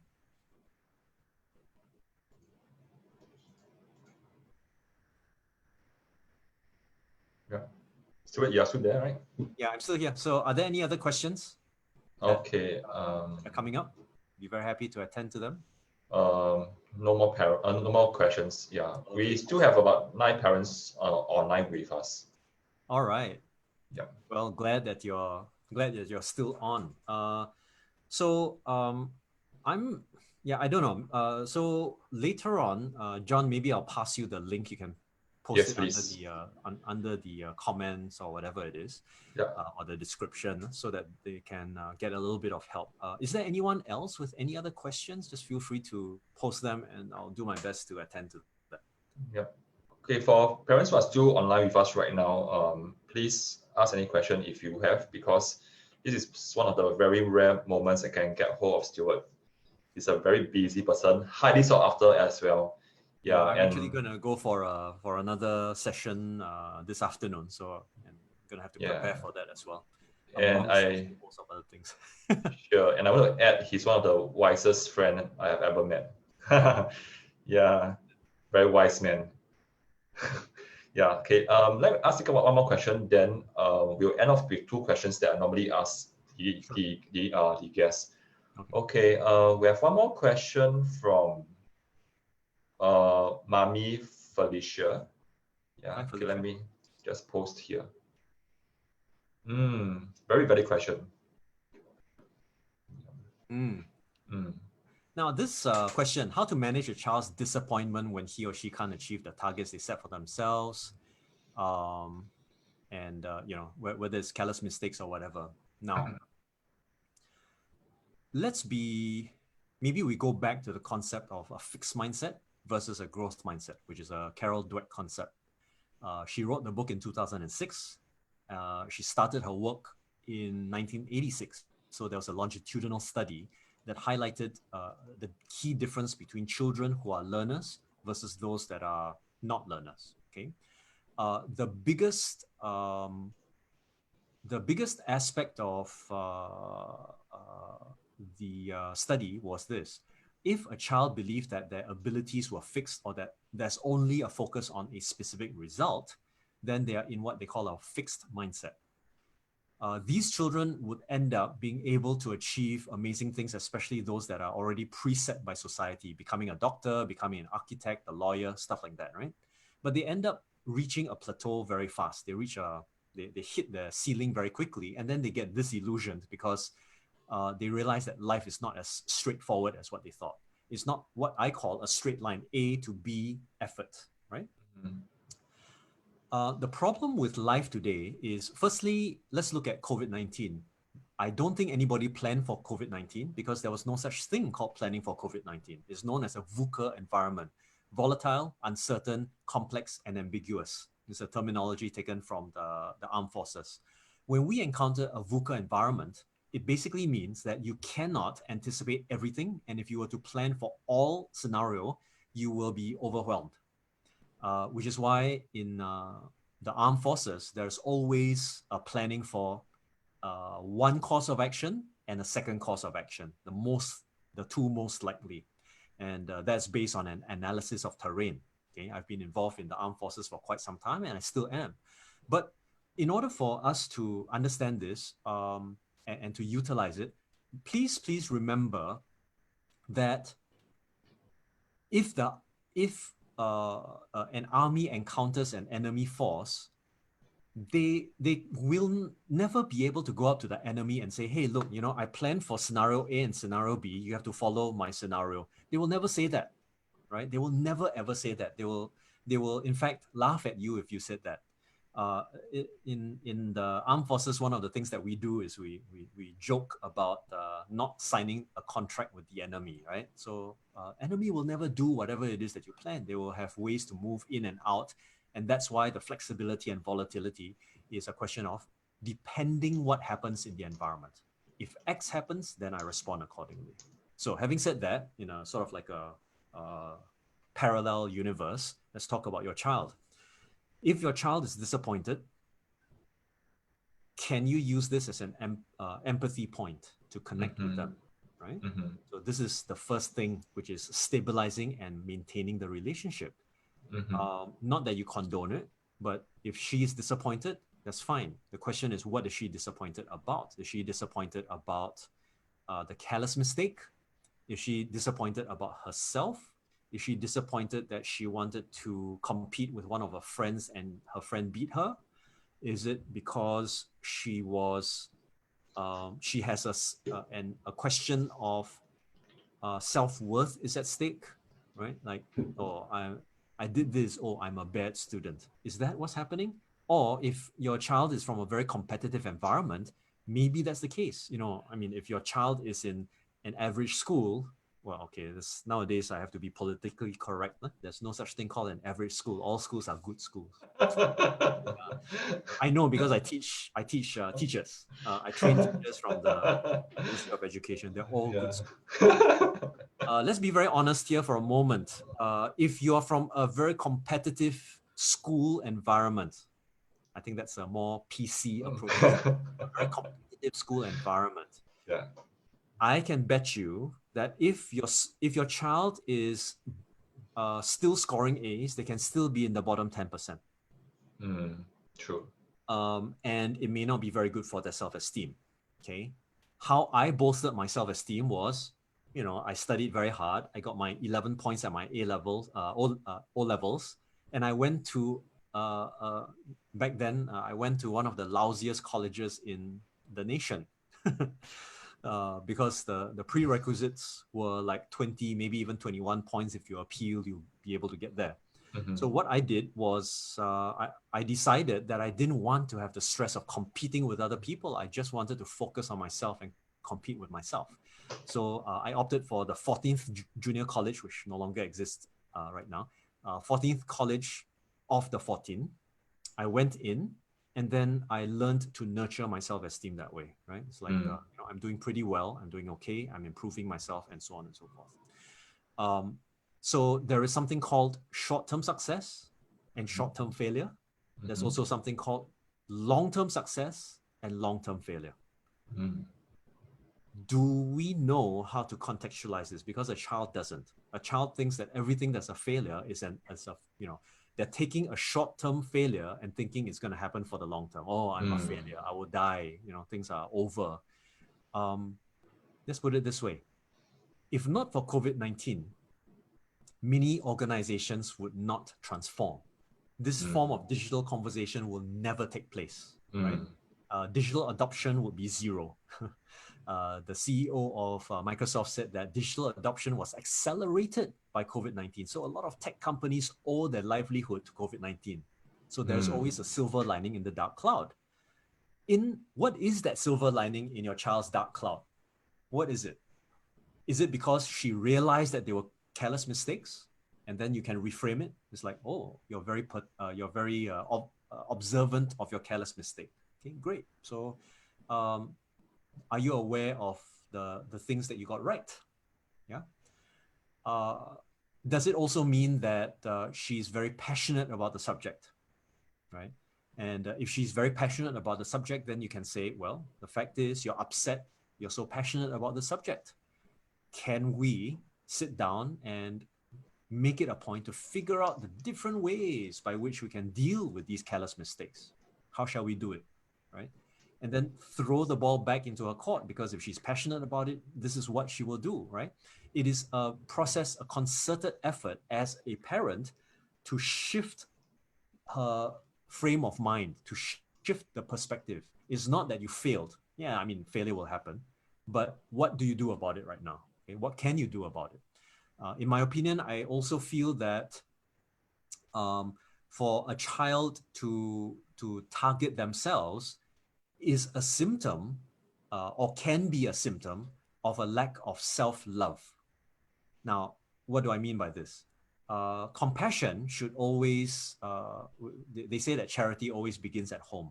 Sometimes we have not modeled for our children how to love themselves. Like, John, you were talking about how Juliana does this with the kids, talking about her fears, her past and stuff like that. Yep. That is being vulnerable. That is modeling for your child the decision points and the way to make the decision points more compelling for the future, right? So when you encounter the same decision, that you make a different choice if you've heard what mom had said. My opinion, I think that sometimes if we model compassion, self-compassion, self-love, and respecting oneself, we will begin to stop flogging ourselves for one mistake amongst many. Why? Because in the future, we'll still encounter short-term failures. As a business owner, you cannot count the number of failures I've encountered. Yep. Thousands. I've made $50,000 mistakes. I've made $500,000 mistakes, right? And as far as I'm concerned, these mistakes will not go away. They will not stop. In fact, I'm going to be excited if I make a $2 million or $5 million mistake in the future, right? Yep. Because it just shows that I'm growing. I can afford to miss, right? To make these type of mistakes in the future. Well, I know I don't want to do it, but if it's a powerful learning lesson, why not? Sometimes we are mistaken in our mindset of learning. That we must learn so that we can do. Okay, let me help to revise that by revisiting this thing called the growth mindset. The growth mindset sometimes is about you do and then you learn. You go like, oh, wow, I learned, I have this mistake. Okay, that's a great thing. I'll incorporate this in the next cycle of action that I take. And then as a result of that, your child grows to be more confident amid failure. Almost every startup in Silicon Valley, for example, you've got these big startups and so on that are funded. 90% of them go bust within the first 2 years, right? Because they can't prove the business model, but they need to get some processes right in order for them to get to where they need to go. And most of them, they are an incomplete equation. That's why they flop. And then they do it again. Then they do it again. That's why successful entrepreneurs continue to become successful. Elon Musk went from PayPal to spaceships. I mean, can you imagine what a big jump that must have been? That's crazy. Look at Alibaba. Alibaba has used the success model that they had for e-commerce for so many other websites that they've got. So just think about it this way, right? The idea of a mistake, right? Are we attempting to, can we contextualize it for our children and say, look, this is one mistake out of many you will make. I know you don't feel good about it, but because you don't feel good about it, let's talk about why it's important to you. It's important to you because it matters to you, right? Otherwise, you wouldn't be so upset. Let's talk about that. Forge the relationship. Utilize that as a clearer understanding of your child's motivations. Okay. Another question. What can we do if the kid is not interested in the subject to study? Jasmine, usually, as far as I'm concerned, the level of interest in the subject is very often caused by misunderstanding. You cannot imagine how much I hated physics with a passion. I wanted to avoid it, right? But sometimes what's funny is that what you avoid, by the way, I'm an arts major, right? So I studied economics, history, geography, and literature at the A levels. I did psychology. I'm a Beta Gamma Sigma for my Master of Science in Psychology and Organizational Development. but I was a 51 percenter in secondary one. All right. How would I have known that physics would be interesting for me? I wouldn't. If I had understood what mathematics would do for me, then I would have appreciated this. Do you see this? This is a gemstone. It's a garnet. It's mine. I love gemstones, but I also love the amazing fact that gemstones teach me about trigonometry, geometry, symmetry, angles. Oh my goodness, if I had paid attention in primary school, I would be cutting these stones every single day to no end, and I'll be making tens of thousands of dollars. I've got a bunch of aquamarine just arrived, very high quality stuff. But this is something that I wish I had known back then. So how do we know that it's going to be applicable? Very simple, exposure. If you're not enriched, your child is not yet enriched across multiple different subject areas. That's why you send them for music school, art school, etc. Right? You don't know what they are going to be interested in. For all you know, they go on a hike and all of a sudden they're interested in herbology, right? Because Botanic Gardens has this like medicine, medicinal herbs kind of yard, and then they go like, oh, this is interesting. How about honing that interest, right? How about honing the interest through exposure of different ideas? You see, most of the fixed mindset people are one-tracked, right? They go from point A to point B. And to me, the area that you walk on that pathway, that line is very, very narrow. I prefer to say, okay, you want point B, let's investigate in a spiral. We might go around in circles. It may take a little bit longer, but guess what? The area that you're able to investigate is much broader. It's like, what can you see if you're taking the north-south highway from here to Kuala Lumpur and just smashing your accelerator and going at 240 kilometers per hour? Well, of course, there's traffic rules and stuff like that. But if you did that, you don't see anything. But if at every exit you stopped, you went to tour a little bit here and there before coming back on, you see a lot more. And then suddenly you realize, it's dumb to stop at the highway stops because the food is horrible. I'll stop somewhere further down. I'll get better food. I'll enjoy myself. I'll sightsee while I'm traveling. Then I come back to the North-South Highway. That's the analogy that I like to pick for that. Okay. Yeah. So if they're not interested, maybe it is about the exposure. They don't know what they don't know. And let's just be fair. Sometimes, yes, the subject is irrelevant. Sometimes it truly is to their future. So let's say they want to be a graphic artist. And then no matter how much physics they study, it's not going to help them to come up with like a gravitational model for graphic artistry, right? It just isn't relevant. In which case, then maybe the subject combination is not appropriate for your child. But sometimes you won't know until a little bit later.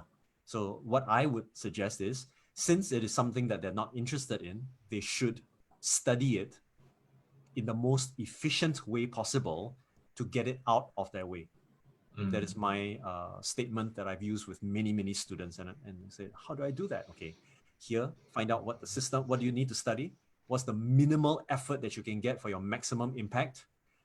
This is the amount of chapters you have to study. If there are 40 chapters, maybe you just study 30, right? For example, it's caveat, okay? Don't blame me for this. It really depends on individual to individual and the requirements of the curriculum. And then you'll need to be able to memorize the stuff, and then do your it's the same thing as what I mentioned before, applying it and so on and so forth. And do this in the most efficient time manner so that you can dedicate that time to other things, your hobbies, your interests and stuff like that. And it is possible to do. With the technology and accelerated learning, it is possible to do. Okay. So probably can I add in one more thing from my experience? Okay. My middle child's interest in math is not very high. I won't say that she hates it, but if you get her to do her homework, you can sense resistance. Yeah, so the traditional way of getting a child to be interested in math is probably to do more math. Yeah, so it kind of contradicting. Yeah, so what my wife did again, yeah, I think a lot of things must be given credit to my wife. Yeah, so because of CB, so she went back to baking, and she started to watch a lot of YouTube videos on baking or making bread.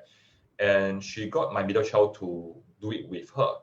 And she got interested in helping mommy to pour the mixture, formulate the mixture, like using the cylinder, using the weighing scale. And that somehow got her to be interested in the mathematical aspects of the baking. And now it makes sense to her that somehow math can be fun. And now when I got her to do her math homework, I sense less resistance. Yeah, so Jasmine, what I'm trying to say here is, as much as sometimes as a parent myself, if I ask a science tutor, how can I get my child to be interested in science, I will be expecting advice like, you can buy this science textbook, or you can do that science question. Yeah, but somehow, in fact, what I'm trying to say here is finding an activity that's common, that you like, and getting your child to be interested and helping the child to make sense to back to science. It is not a direct kind of solution, but if it helps, it may even be more effective than just going head on and trying to deal with the question, dealing with the problem. Yeah. So that's my experience with my kids during the CB. I got tons of experience because of CB. Yeah. So absolutely, I think sometimes it's about systematically. Well, you see, once I used to think that I was a poor student. Mm-hmm. After I realized that this is just a game, I just need to match the right study methodology with the right subject, and actually I don't have to spend so much time studying, to be honest. So the average person would be, of course, there are sacrifices. I'll give you one. I knew for a fact that when I went to university, I could spend all my time in the library and get first class honors. But the distance between second class upper and first class was too great, because the guys who were putting in effort for that particular batch, they were crazy. I mean, they're literally camping out in the library, and they were naturally talented with higher IQ and stuff like that. So to me, the foregone conclusion is not that I want to give up, but there are more important things for me. So, which is why in the first year of university, I started my business. Right? I asked myself, minimum amount of effort to achieve the highest amount of impact for me. So turned out that I didn't need to attend lectures.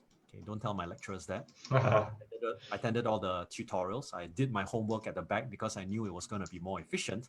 But I'm a bit of a rebel, right? So I don't study the same way as a very studious person would study. I get things over and done with because there are more important things in the future. But then again, different strokes for different folks, and I don't intend to use this as a blanket statement for everybody. If your child has got a unique issue, like maybe he or she has a self-worth issue, okay, we'll talk about that in a while, then all bets are off. Let's get into the psychology of the child. Maybe I can leave you with a simple acronym. It's called NICE Vibe, NICE, which stands for needs, interests, concerns, and expectations. And then VIBE, VIBE, which is values, identity, beliefs, and emotions. Right? So when you understand the NICE Vibe, what we are doing is actually profiling our child. What do they need? What do they not need? What are they interested in? What are they not interested in? What are they concerned about? Do they have a hidden agenda, right? What are their expectations, right? And then what are important to them? What values do they have? What's their identity? Are they a leader, student leader? Are they a friend? What's their identity? Are they a loving sister? Those kinds of things. What is their belief pattern? Every time they encounter difficulty, do they feel like giving up? Is that a belief pattern, right? Behavioral belief pattern. And then their emotions. What are the typical emotions that are there? Now, there's a tendency for us from a big picture standpoint to go, oh, she's always very anxious or she's always very worried. But that's just one portion of the overall emotional state that they're in. So my suggestion is look out for other emotional states that they constantly use, and then encourage them to use those emotional states at the same time. So we are catching them going, wow, you're so confident when you're playing your music. Emphasize that. Right? So since you're so confident in your music, maybe it's when you are studying for mathematics, just pretend that you're playing music, right? So the question here about, all right, let's see this question about self-worth. So Lei Ping, you're asking a question about how to know whether a child has self-worth problems. I think both John and myself sort of like alluded to this before. If you have a close enough relationship with your child, you will know that he or she has a self-worth problem because they will come to you. Often, here's the thing. If you have a self-worth problem and you can honestly say to yourself, yeah, actually, I don't really value myself very much, for example, right? Or you yourself bash yourself up. Chances are very high that your children will have a self-worth problem. So the issue is no longer dealing with your children's self-worth problem first. It's actually dealing with yours first. So that's a completely different topic. It's on life coaching, which is something else that I do. Okay. Can I just add one more experience that I have? And I think it's also a reminder even for myself as a parent to be mindful of how I talk and what I say. Many years ago, I met this mommy who first called me on the phone and said that, can you help my child because he has very low self-worth and he doesn't like math. So when I met up with the mom in person, for every sentence that she was saying, she will always be saying that, oh, when I was younger in the past and my father didn't always beat me when I didn't do well in math, and then I'm very bad in math. So how can you help my child in math because he has such a low self-esteem? And I don't know why. So every one sentence she will say the same thing. Yeah. So guess what? Where did the child learn about low self-worth from mommy? Yeah, from mommy. Well, that's not a surprise, and these patterns actually take place quite regularly. In fact, if you ask me. Yep. So I mean, there are so many things I can talk about. Yes. Things like transgenerational trauma and vicarious trauma, but that's something for a different day. Okay. Sure. So, thank you.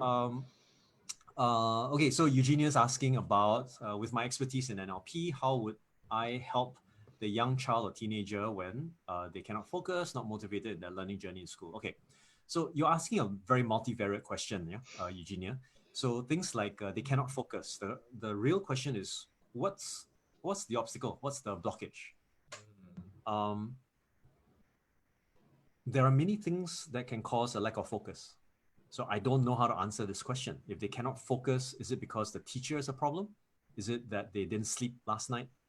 Is maybe they have a nutritional deficiency? You're not feeding them enough vitamin D, for example. They're taking too much sugar, right? All of these nutritional elements will go into the entire mix. And unfortunately, that's probably the third thing that we may want to discuss about, which is nutritional issues in Singapore. Anyway, that's another passion of mine. Which will take one day. Yeah, that will take maybe not one day. Yeah. So there are many reasons. What if it's a teenager and they're in a school, are they being disturbed or bullied? And you don't know about it because it's shameful. Is it because that they have a question? Maybe it's a different kind of distraction. Maybe they've been talking to their friend about this special program or game that they have online, and they're very excited to go on their PlayStation to play it. Right? So why are they not focused? Once I know why they're not focused, it becomes easier to deal with the root cause, right? Or the root issue. The next thing is, I'm realizing that my camera is picking up. I'm suddenly turning very yellow. It looks like on this. Right? So unfortunately, I can't really. Okay, maybe I can. Okay, this looks while Stuart is trying to fix his. I think this is the new webcam that you've gotten recently, right? Yeah. Okay. So while Stuart is fixing his webcam to make himself less yellowish,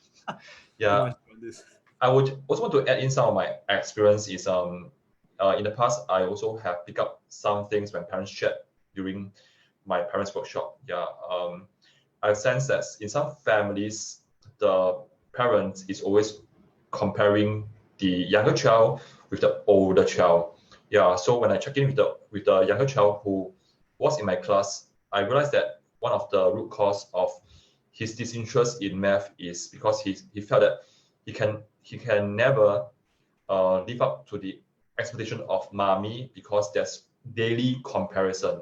Yeah, not just verbal, but also sometimes when mommy pick up the elder child's math paper, for example, she may subconsciously say things like, see, you can do so well. And she's smiling and she's happy. And when she turned to the younger child, she's angry, she's frustrated, and you can see on the frown. Yeah, so children being children, they can pick up all um, this body language from yours without you knowing. Yeah, and that can be one of the root causes that the family culture is a cause of the child's disinterest in learning and being distracted. Yeah. Yep. So absolutely. In fact, this reminds me of the studies of the Pygmalion effect. Robert Rosenthal did this study way back in 1968 with a school principal called Lenora Jacobson. It's a very classic study. So they found that expectations, right, will cause a child's grades to either go up or go down. Well, they focus mostly on the Pygmalion, which is the positive expectations lead to higher grades. And it comes in the full body, the sense of warmth towards the person, the amount of time that's been given to coach them through difficult mistakes and so on and so forth. So you spend more time, right? You're warmer towards them. The climate is different. Whereas in something called the golem effect, your negative expectations can cause a drop or decline in the results. So just be mindful of the power of beliefs and expectations on your children, because like John says, there's a tendency to be unconscious about this. Yeah. So when you look at things like focus, again, let's trace the root cause. If the child is being distracted because of a bullying situation, the approach would be very different, right? So he or she needs to grow in stature and confidence in coping with this issue so that it no longer occupies their focus. If the focus is due to sleep, then we'll have an intervention to deal with sleep. If the issue is with you as a parent because they feel that they don't understand you, like the case that John just brought up earlier on, then maybe we have to address those kinds of issues, right? So different strokes for different situations and circumstances. Second one, not motivated. Again, I want to ask the question, why? What was the root cause behind this? Are they not motivated because, number one, they're being compared? Number two, because they've tried all manner of strategies and they don't understand what the heck they're studying, which is possible. Or because no matter how much effort they put in, like they've got 2 hours of tuition here, 20 hours of enrichment there, 5 hours of staying back in school over there. Is that, I mean, if you were in that position, would you be motivated to continue on your learning journey? I don't know, right? So to a certain extent, this question of motivation is the same as the question of focus. If the child is not motivated in learning, it is, in my opinion, impossible. It's impossible for somebody to be not interested in learning, right? Why? Because they might be watching Netflix or TV. Why are they interested in that? Right? There are characteristics about that that make it interesting for them. Why are they interested in that computer game, or why are they interested in that book that they so want to read before the library expiry date? Is because they innately have a set of motivational drivers that move them towards motivation. So, give you a classic case. The parent who came to me was complaining about a child who was not really interested to study in general, right? So she was like, not interested, can't be bothered, and so on. And she was not doing very well in school. Okay, this is a secondary school student. Turns out, I think I knew why, and the reason why was simply because the parent, the parent was very, very wealthy. Okay, she was like, the child was given everything that they asked for, everything, including like mom. This is a normal class stream, so she asked for a bike, she got a bike. Gems. When she wants if she not like bicycle, I'm talking about a motorcycle. Okay? Oh wow. Right. So, oh, you want this? Okay, I'll buy it for you. I can only imagine when she grew up. Here's the Lamborghini, cars to the Lamborghini. Can imagine. And there was no reason to study, right? Mm. Because everything's already taken care of. Mm-hmm. But unbeknownst to the mother, she had been deliberately sabotaging the child's success at study. Mm. The unconscious pattern is, since I never had a good education, I mean, she made her money in things that, in business, right? Mm-hmm. So since I didn't have very much of an education, never mind lah. You don't need to have an education also. You can still succeed, right? So that was the unconscious pattern that was going on inside her head. Now, here's what I did. I went up to the daughter during one of the programs, and I started talking about her motorbike. I mean, she was passionate about the motorbike. I started looking at all the motivational drivers behind motorbike. Oh, it must be taken care of. The mechanics work. They're very well oiled. It's this cylinder, that cylinder. This brand is better than the other thing. She knew every darn thing about the motorbike. She could even fix it on her own. I was like, oh my gosh, if she can remember this, there's no reason why she couldn't go into a history textbook or a science textbook and memorize that kind of information. She said, not interested. Okay, fine. So I sat down with her and I said, tell me a little bit about your mother. What does she do and so on. And it turns out that they have a very good relationship with each other. And she knows that her mom suffers, right? So I said this. I said, if your mom's business were like a motorbike, what motorbike would it be? And then she mentioned some brand, like Gold Wing or something like that, really fancy brand. I said, that's awesome, right? That's a great way to look at it. One day, the rider of that motorbike will no longer be able to ride that bike. Okay. Will you be able to handle that bike? And for her, she liked sleek, slimmer, faster bikes, right? She said, wow, yeah, this Gold Wing or BMW bike is really huge. I won't be able to navigate it. I said, okay, if you had to take the time now to study how to get on this bike, how would you do it? And then she started to think. It's like, okay, well, I need to get fitter, blah, blah, blah, and things like that. So I said, okay, now we're not talking about the bike. We're talking about your mom's business. Are you capable enough to take over this business? And she stopped for a moment, and she knew that she was not going to be able to do that. So I asked her, look, this is you acknowledge that Gold Wing bike is a really good brand. It's really big. Even a BMW bike is considered a very luxurious brand. If you didn't take over it, who's going to take over it? Right? And if you weren't able to continue in that legacy, then all of the people that your mom was helping, including yourself, they're not going to be able to benefit from this anymore, right? So what do you think it will take? And she really thought about it. She said, she said, not me. She said this. She said, I'm not going to like the answer I say. So she already anticipated that the answer she was going to give is not going to be favorable for her. I said, well, let's hear it. She said, I have to study really hard. I didn't tell her that. She came up with it. And that's what made it motivating for her, right? It's because she suddenly saw the need. No man will change for the better until he sees a need for it. She will not change until she sees the need for it. And I knew one of her motivating factors from her conversation was the love that she had for her mom. Right? I mean, they come from a single parent family, so they went through a lot. But that was an amazing testimony to see, like, do we understand our children deeply enough to know what they're motivated by? And even if it puts them under a little bit of stress or pressure, can we see that as doing them a future favor rather than, oh, I don't want them to suffer. Please, no, I don't want them to suffer. No. How about this is a small suffering that all of us can recover from, and I can support you from the back. Go and do it. And if you fall, I'll pick you up, right? That's the value of the relationship that you have with your child. And in my opinion, that's something that money cannot buy. And money will never be able to buy, okay?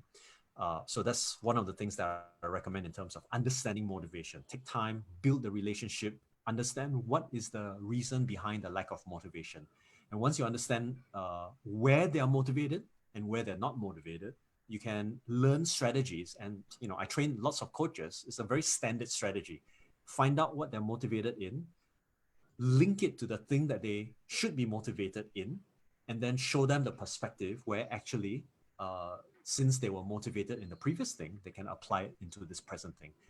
Again, it will take a little bit of time to explain or to train or go through.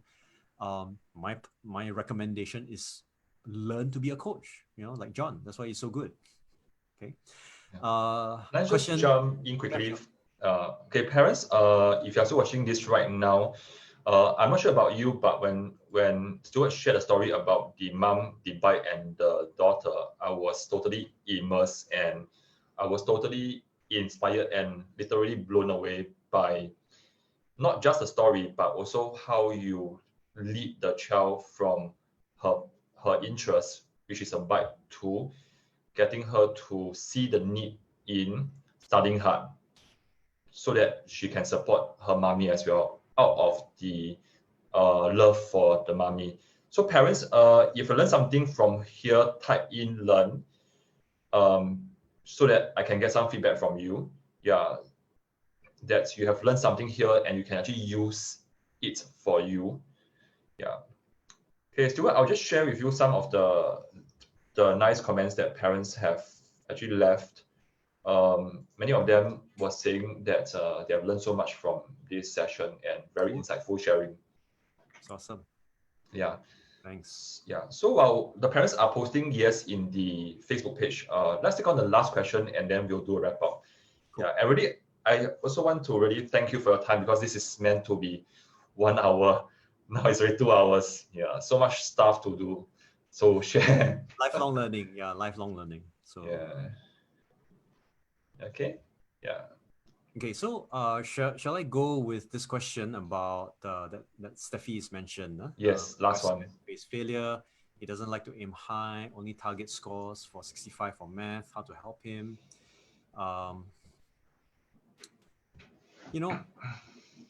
Every time I encounter children who are afraid of failure, actually it's the same thing with adults who are afraid of failure.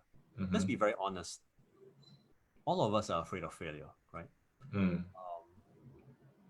Nobody wants the prospect of failure. Nobody wants to be a failure. The unfortunate truth is we have no choice but to experience failure because can anyone on this, who's watching this, can anyone tell me that you have never made any mistake in your life? Right? If you can, I'd like to meet you. I'll buy you free lunch, okay? And for those of you who've made mistakes in the past, can anyone honestly tell me that in the future you will never ever make mistakes again? Can you honestly tell me that? I, for one, have embraced the concept of mistakes because I've made my fair share of mistakes. The mistakes were painful. They're not just financial mistakes in my relationship in the past, mistakes with ways I treated people in the past, and so on. So I've come to become a little bit more humble about the entire situation. And I feel that sometimes our ego gets in the way of sharing what is vulnerable to us. If you can tap into the fear, okay, the only reason why you ask this question, Steffi, is probably because you're afraid too, right? And if you're afraid that he's going to experience the pain of failure and your heart can't bear to, experience something like that, then maybe you should let him know. I still remember a funny time when my mom saw me studying or trying to study, because before I studied some forms of mind mapping, accelerated learning, and so on, I wouldn't study, right? That's why I was getting 51% borderline. I remember I was trying to study because my mom and dad had a private conversation, and they were saying things like, how do I help this son of ours? He's so we give him tuition, it doesn't work, and then they were basically talking about their their worries and their pains for me behind closed doors, but I was eavesdropping, you see. Mm. So when I heard that, I remember feeling very guilty, and that's why I went to study. But then of course, when my mom saw me studying, she thought I wanted more pocket allowance for a little bit. But that was where sometimes people are motivated because they know that you are stuck. But if you didn't even share it with them, how would they take an action on their own? Maybe your son needs to know this. Maybe this is the reason why your son is scoring 65, because he may have the mistaken impression that you're expecting him to do well in mathematics and that you'll be satisfied with 65%, right? I'd like you to think about your children right now and think about the life that they have ahead of them, okay? Will you be satisfied with them achieving 65% of their potential? What do you think? If you ask me, I think that is an absolute waste of potential. Your children are meant for more. The world is more than that. Can you imagine when, if your boss came up to you and looked at you like, I think you 65% only, okay? Never mind, you just perform at 65%. I think you'll be okay. You won't be a model employee, right? There's no way. So let's just put it this way. If you have not yourself, I'll give you a few funny things. And John knows about this. In 2017, I weighed 85 kilograms. Okay. Now I weigh 69 kilograms. I vacillate between 68 to 69. And my body fat percentage has gone from 25% down to something like 16, 15% right now. And I'm working my way down. And I did that within a 6-month time frame. Okay. The reason why I'm sharing this with you is because, again, this was not my comfort zone previously. I hate exercise. I hate eating so-called healthy stuff and so on and so forth. But that was because my mind was unable to understand why this was important for me. Then, come 2019, my dad passes away from cancer and from diabetes. Right? It was a long struggle. So I saw him suffer. He was in the hospital. And that image sticks inside my head, Every time I think of having my ice cream, I mean, I still have my ice cream. I have the choice to do that. But every time I eat ice cream, I go like, am I overdoing it? Should I stop? Because that image inside my head is too, when you see someone who is in the hospital and they can't do anything for him other than feed him painkillers, right? That is a very vivid image inside my head. And I was determined never to end up in a hospital unless, it's an accident or something like that. So I resolved to study nutrition. Suddenly, I'm a nutritionist, you know what I'm saying? So I can tell you what to eat, what vitamins to have, what combination of vitamins to have, what supplements to have, what causes you to lose weight the fastest, what causes you to gain weight the fastest. All of these things are there. You want me to craft a workout plan for you? I can. Suddenly, I'm an overnight expert. Well, not really overnight. It took me 6 months, but suddenly I can. Right? Why? Because I understand the consequence of not living up to my full potential. I understand the consequence of letting people whom love me and believe in me down. And unfortunately, it goes back to the central piece about the relationship with your child. Are you with such a strong relationship with your child that at the back of your head, you're going like, no, I believe that my child can score at least 80% for mathematics. He's done it before. So why is he not doing it? Or why is he not pushing himself forward, right? Sometimes maybe it's because they see us not wanting to push ourselves to a greater height. Now, again, it's not for everybody. Not everybody's going to start a business and then make it a multi-million-dollar enterprise, right? Some people are comfortable with simple kopitiam and earning decent six figures. Most business owners are able to do that. Not everybody wants to run a marathon. Not everybody wants to control their temper. Not everybody wants to write a book. Not everybody wants to study for a diploma program. But what if you could and you didn't? What kind of disservice would you be doing to the people around you, you see? So this is one of the things that you have to understand, that there must be all of us are here on this planet to serve and to contribute something, whatever that might be. It could be to our family, it could be to other people, right? And my personal experience is this: I have the capability and the ability to help a lot of people. And it didn't strike me how much I could help people until COVID-19 struck. Mm-hmm. I was almost thriving. I mean, I have these type of interviews. I do interview sessions with experts as well. And I run webinar sessions for corporations or leadership training and so on. And I coach people for a fee, of course, right? But I realized that a lot of my friends were suffering. Their income was zero. They dropped from 100% to 0%. And this thought struck me. I'm not in the business of teaching people how to do a better business. That's not really me, because I mean, after all, I'm just like I would classify myself as an average 6-figure person who spends maybe about, 10 days every month. I have 23 days every month, basically. I'm kind of like semi-retired in that sense. But some of my friends told me, like, Stuart, that's stupid. That's really crazy. You know all of this stuff and you're not sharing it. You are doing the world a disservice. So that struck me quite hard. So I ended up coaching people, helping them to move from one stage to the other, and it's been working out pretty well. So one of my friends, has moved himself from a zero revenue standpoint into a much higher revenue standpoint, just simply because of implementing some of my advice, right? So I do this only for my friends. I don't yet do this commercially. But you have to recognize that it's the same thing. When you take a look at your child, do you see in them something that they don't see in themselves? And you go up and tell them, based on the love and the relationship that you have, you go, son, I know you're afraid of 65%, but I've always believed that you could do 85%. You did this in primary 6, you did this in secondary 1, and now that you're in secondary 3, it looks like you have given up. I don't know where that person is anymore, but if you find that it's difficult to walk this path, then why don't I walk this path with you, right? It is not easy to do something like that, by the way. Because you need to be very observant and you need to have a very close relationship with your child.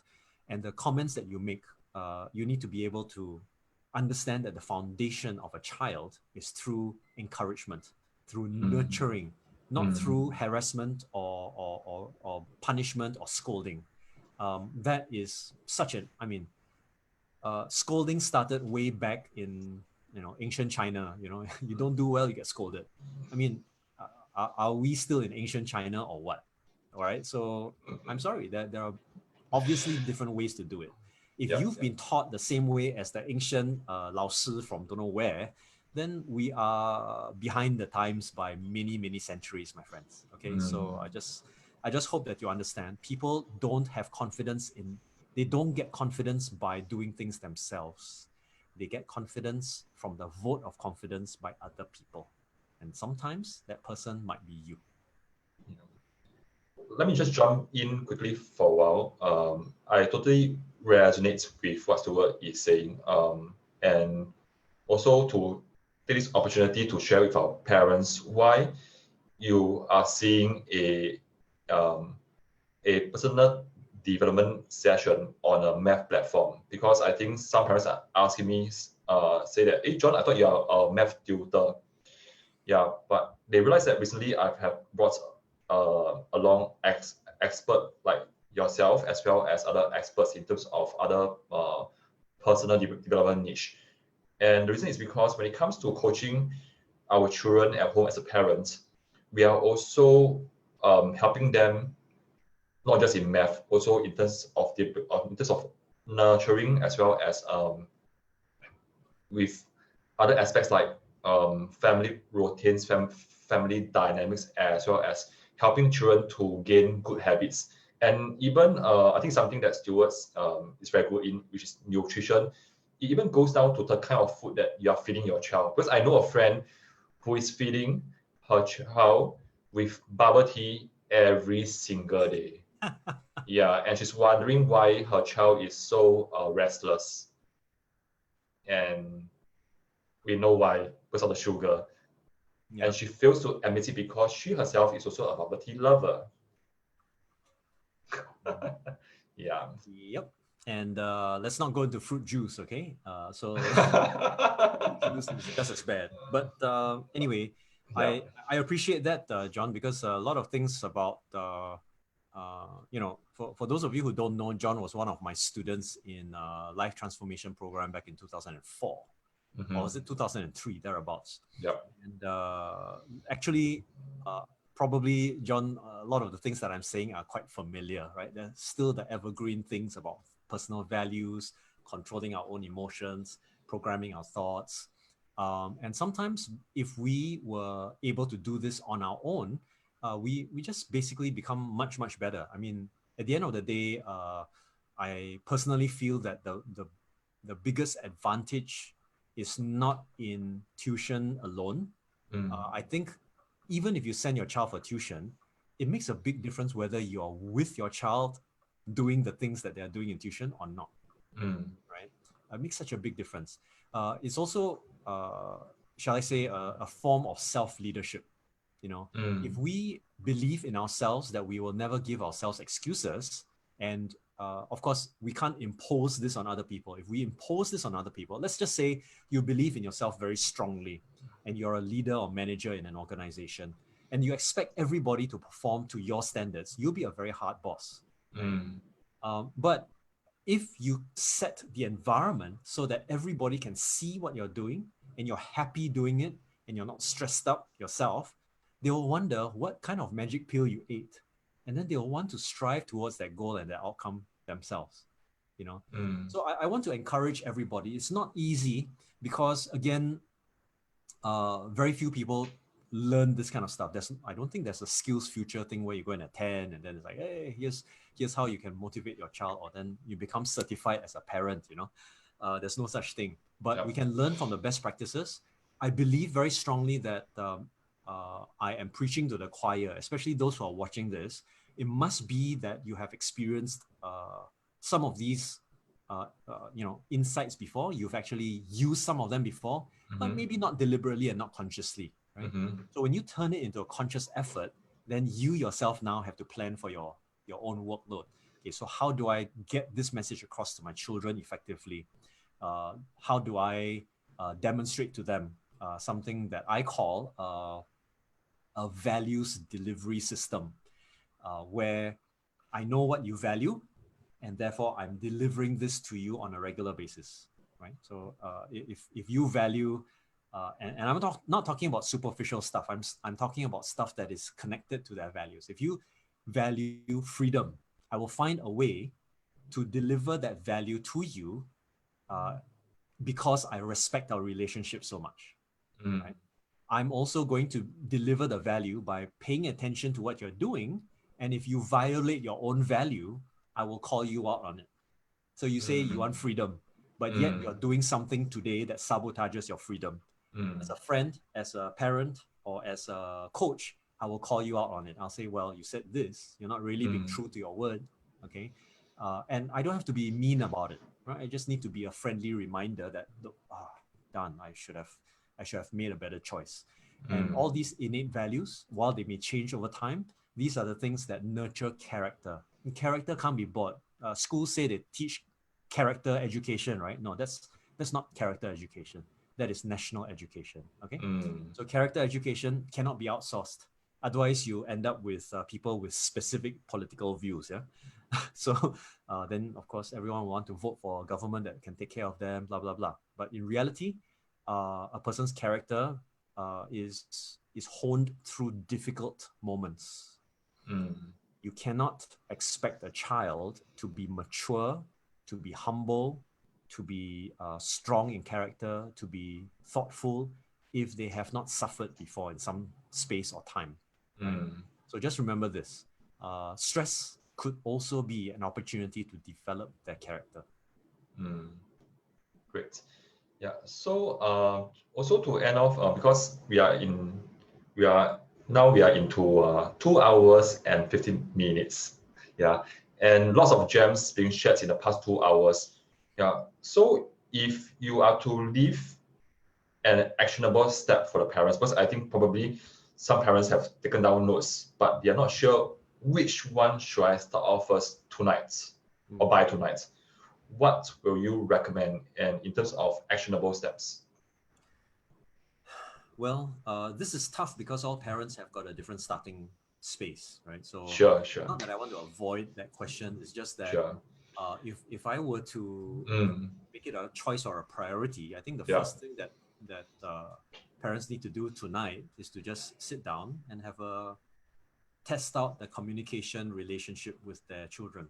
Mm, If the children don't want to talk to you, then you know that you've got to go way, way back, right? Ground zero. If your children are like, okay, that's curious, that's interesting, and so on, you kind of know that your relationship is working. yeah. So without rapport, there will be resistance. And resistance is always a sign of a lack of rapport. Then the next step would be to get a sense of your child's aspirations. What does your child want to do? Do you know where they want to go? What is their dream? Now, you remember a long time ago, John, where Yep. some kids aspired to be gamers, right? Professional gamers, and the parents were all, they're all stressed up by it. It's like, oh, how do I get my kids to stop doing that? But guys, look at the gaming industry right now. Right? Wow. If you win a game, you can get a pocket prize of about $10 million, right? That's crazy. Is that worth doing? Hell yeah. You ask me, there are a lot of things based. I mean, if I judge the world based on the professions of the 18th century, then all of you are doing it wrong. You shouldn't be a manager. You should be, like a horse rider or something like that. Correct? Then, why should I use my old benchmarks to gauge the future? I can't, right? So one of the things that really encouraged me was, again, my dad. My dad, when he heard that I wanted to become a psychologist, he sat me down and then he said, wow, psychology is very interesting. This is what it can do for me. This is what it can do for you, and so on and so forth. And I feel that those small little nuggets of conversations actually shaped my direction in understanding human beings, becoming a good coach, counselor, and therapist. After all, the basis of character analysis came from literature, right? Character analysis. So it honed my direction and my aspiration, to be honest. So find out what the aspirations are. If they're not clear, this is where you can then expose them to many things. Now, you don't have to have like a very fixed thing. I mean, there's some people who say, oh, I want to become an engineer. After they're an engineer, they say, oh, I want to become something else. That's fine. It's not like a thing, right? All you need to recognize is that there is a time and place for different things. But right now, it is the relationship and getting them to share their dreams. If you shared someone their dreams, I can guarantee you if you shared your dreams with other people, I guarantee you it is a very scary thing. You don't know whether people will laugh at you. You don't know whether people will support you, whether people will walk away from you, think you're crazy and all that. When they share your aspirations, remember in the emotional and psychological safety. Right? Because if you start judging, it's like, oh, what kind of job is that, right? Or you said like, that's not gonna be a respectable job. Nowadays there are jobs that parents will never understand. Oh, I want to become an internet marketer, right? John, I want to become an internet marketer. I want to become a copywriter. I want to become a Google Analytics specialist. Then you'll be like, what the heck is that? But mind you, those are responsible for 6, 7, 8, 9, and 10 figure organizations out there. And John, we know some of these people also. Yeah. Right? So if it's aspirational, it's no longer why in the world do you want to do it, but rather why is it so important that you do it? So you're not using it to judge the choice. You're using it to judge the way by which they judge the choice. Right? The benchmark from their values and their personal identity. This is a learning point, not a judgment point. So I know it's easy to say, it's a bit difficult to practice because yes. where is there a parent who never makes a judgment of their children, right? But do remember that under certain protected conversations, one needs to be respectful of your child, especially if they're teenagers. What's your dream? Oh, my dream is to become a so-and-so. And then you go like, if you do that, then it's over, right? Unless you have that kind of a relationship, that's a different thing. Yes. So I encourage you to go back to the basics. Now, in terms of academic capabilities, there are a dime a dozen. It's all a very saturated market space out there. If you could develop your own coaching skills, my recommendation is you do it on because you only have a time horizon by which you can become the best coach to your children. Mm. Beyond that, your children will look to other people to be coaches, right? Mm. There is nothing more rewarding than to have a parent coach their children while they need you. Yes. Because in the future, when you need them, they too will be there. Okay. Nice. So of course, I'm a little bit biased because of obviously I train coaches. But those of you who want to find out more information, feel free to reach out to me. This is not like a pitch or anything like that. Yeah. But I do believe it is a valuable resource, right? So this is your own personal skill set. How about your child's skill set? Accelerated learning, mind mapping, memory skills, blah blah blah. There's so many of them. It's oversaturated. Mm. So actually, you can start anywhere because it's just a little bit of research, and you should be able to find the best fit for you, right? So that your child then goes through that iterative cycle of nowadays in engineering they call this, or project management they call this, agile.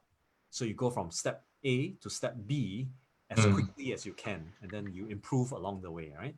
So this is the same. This is how you should be doing it for your studies. If you have a gap, you test one methodology out first. If it doesn't work, figure out what you did not so correctly, and then you keep improving. It's a Kanban card approach, right? This one is done, then move on to the next one, then move on to the next one. So it's actually quite predictable. So the good news about examinations is that they are predictable. You can plan for it. Yeah. What you cannot plan for, that's the thing you should be more worried about. COVID-19, you can't plan for that, but you can develop your resources while you can. You can't plan for a terrorist attack, right? But you can plan for the aftermath of it and how resilient you can be. Then use the examinations as a means to train up that resilience, train up that strength of character, train up that courage. And then you'll find that all of this will stand them in good stead in the future. Great. That's an awesome sharing. Yeah. Okay. This is a question that I always ask my guests, also to support the children in our community. Sure. Yeah, because when it comes to a 12-year-old, PSLE is the thing, is the most important milestone of their life at a point in time. And probably some children may think that if they don't do well, that's the end. Yeah. Yeah. So being an adult right now and being successful in your own rights, in your business, in your speaking, if you are to revisit the 12-year-old you, yeah, what will you tell yourself then? Yeah.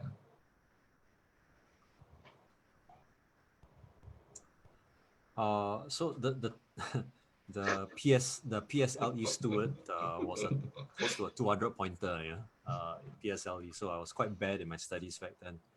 I think I think one of the most important things I will say is there's a time and place for everything. Don't judge society's expectations as if you have to achieve them, and find your bliss. Find the thing that makes you thrive and go do it. That's what I would say. Wonderful. Anything else to add? Make sure you get a good math tutor like John. No, probably. Yeah, I think that would suffice. I think at the end, everybody is mistakenly in the search for happiness. Mistakenly, because happiness is not the real default in life. The real default in life is meaningfulness. So in the presence of suffering and difficulty, you seek your bliss, and seeking your bliss comes at a price.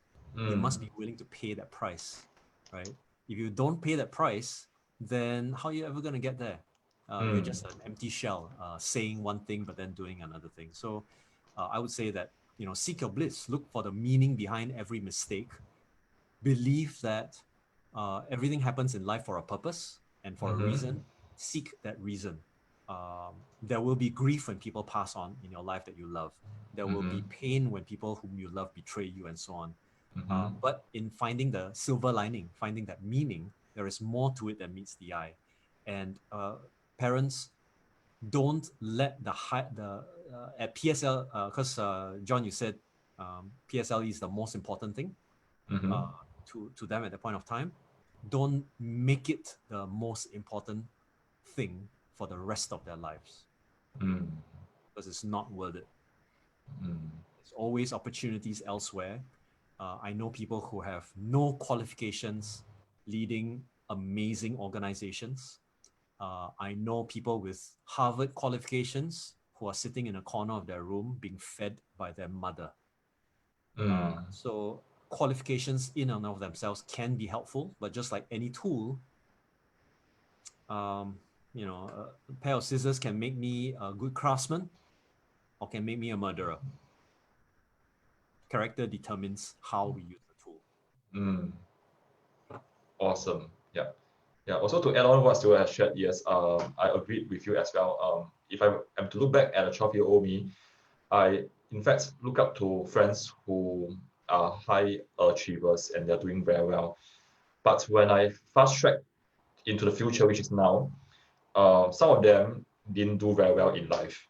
Yeah, probably the family is broken, the marriages is not going on well, um, not getting where they are, and friends who were once labeled as failures in school, they are doing superb in life. Yeah, with happy kids and a happy family Yeah. and doing what they love. That reminds me of something, John. Yep. One of my friends, because I was asking one of my friends who's a business consultant, he says that sometimes a crisis is good for you because it makes Mm-hmm. you more mature. I think we've known quite a number of common business friends who are undergoing some challenges right now as well. Sure. But it's those that have suffered the biggest problems last time that now it Yes. feels like it's a walk in the park, right? So it's not that I wish this on your children, for the parents who are listening in. It's not that I wish for them to have a crisis. Mm-hmm. Nothing grows character more than a good crisis. So even if there's catastrophic failure, parents, I know it's going to be painful, but maybe that is actually the best thing that will ever happen to them, because um, prior to like for example, prior to my dad passing away, I thought that was Mm-hmm. the most difficult thing, right? It's like, oh, Mm-hmm. this is suffering, I have to take care of this. Then it's so horrible to see my dad go through this. Mm. A lot of people couldn't handle COVID-19 when there was a shutdown. But to me, it was a walk in the park. It was like, this is the Mm-hmm. best thing that's ever happened to me, right? Mm-hmm. Maybe a preceding crisis is what we need in order to really use it as a springboard to greater success. That's what I Mm-hmm. think. Mm-hmm. Great, great. Okay, so we have come to the end of the webinar. 2 hours and half, 2.5 hours. Awesome. Yeah, supposed to be 1 hour. Yeah. So, parents, for those who have just jumped on board, you can watch a replay. And the reason why I brought Stuart online is because I know that he is a walking library. Yeah, he has so much stuff in his head, and he's a very wise person. And and there's only for me to prove it. You can just watch a replay and you know what I'm saying. Very insightful, and in fact, whatever he's sharing, it can go in multiple directions, which is a few days program. True. Yeah. Yeah. So just to share some parents' comments from Eugenia, she said, yes, totally agreed. I constantly remind and change my personal behavior before I start to coach my kids. To me, this is the best comments because I think this is why both of us are here together to educate parents to be a better coach for their children. Mm. And Mami Lei Ping, who you have answered her question earlier, said that she definitely hope to hear more thoughts from Stuart. Thank you. Yes, yes. So parents, type in Stuart if you want to hear more from Stuart. Yeah, if you can type in all Stuart in all caps. Yeah, I will, and I know that you definitely want. Now you're a big fan of Stuart. Okay, so Stuart, I believe that I'm also in your Facebook group. Yeah, so can you tell them what is the Facebook group you are in? And because I really love that it is helping individuals to grow. Mm. Yeah. Yeah, so I run a couple of communities. Mm-hmm. Because of COVID-19, we weren't able to run physical meetups anymore. Yeah. But the one that's closest to our so-called revival is called the Community of Growth. You can go to facebook.com/co-growth, CO growth. Okay. So all in one word. Sure. So the purpose of the community is to bring people together who have different strengths and learn so that they can help each other. Uh, if you are an engineer, you might be able to help someone who's got an engineering problem. If you are a teacher, you might be able to help someone with some other kind of issue. But everybody brings their own strengths to the table. But we learn together, and during our online sessions, we have breakout sessions to introduce each other to the community as a form of networking, but also to discuss their learnings, what they find is useful about their recent learnings, whether online or offline, and to go through topics. Almost every month I'll run between 2 to 4 sessions, Mm-hmm. which basically means sometimes it's a weekly commitment. I utilize this as a means to share information that I can curate as quickly as possible, similar to this, but most of the time it's done in a community type setting where Yeah. everybody gets a chance to meet one another. So this takes place over a period of maybe 2.5 to 3 hours across an evening. And the intention, of course, is in due time, you will be introduced to people. And there are a lot of people in this network who are quite amazing. So feel free to come and join. I've got engineers, I've got students, I've got nurses, I've got Mm-hmm. business executives, I've Mm-hmm. got CEOs, I've got wives of CEOs, and so on. So there are many avenues for possible connection. But more importantly, we go there so that we can absorb information and then we can share, process our information, because everybody has got different perspectives of learning. So this is why we've curated. When we were offline, we had something like 1,300 people in this group alone. But Wow. because we went online, and I suppose it's not easy to always bring people online, it has gone down. So I've been pruning people who are not very active in the group, just to make sure that we have high quality of members who are there to participate, who really care about the agenda for learning. Because if we want to expect our children to be in a growth mindset, we need to be in a growth mindset ourselves. Okay, Mm. so go to facebook.com/co-growth, and you can join that community if you like. Yeah, and in fact, I have already pasted this link, facebook.com/co-growth, already inside this description. Yeah. Cool. So for parents who are still here, really appreciate your time. And again, Eugenia Chua shouted, Stuart, thanks, Stuart. I'm enlightened by your sharing, which I overlooked some of the points you mentioned.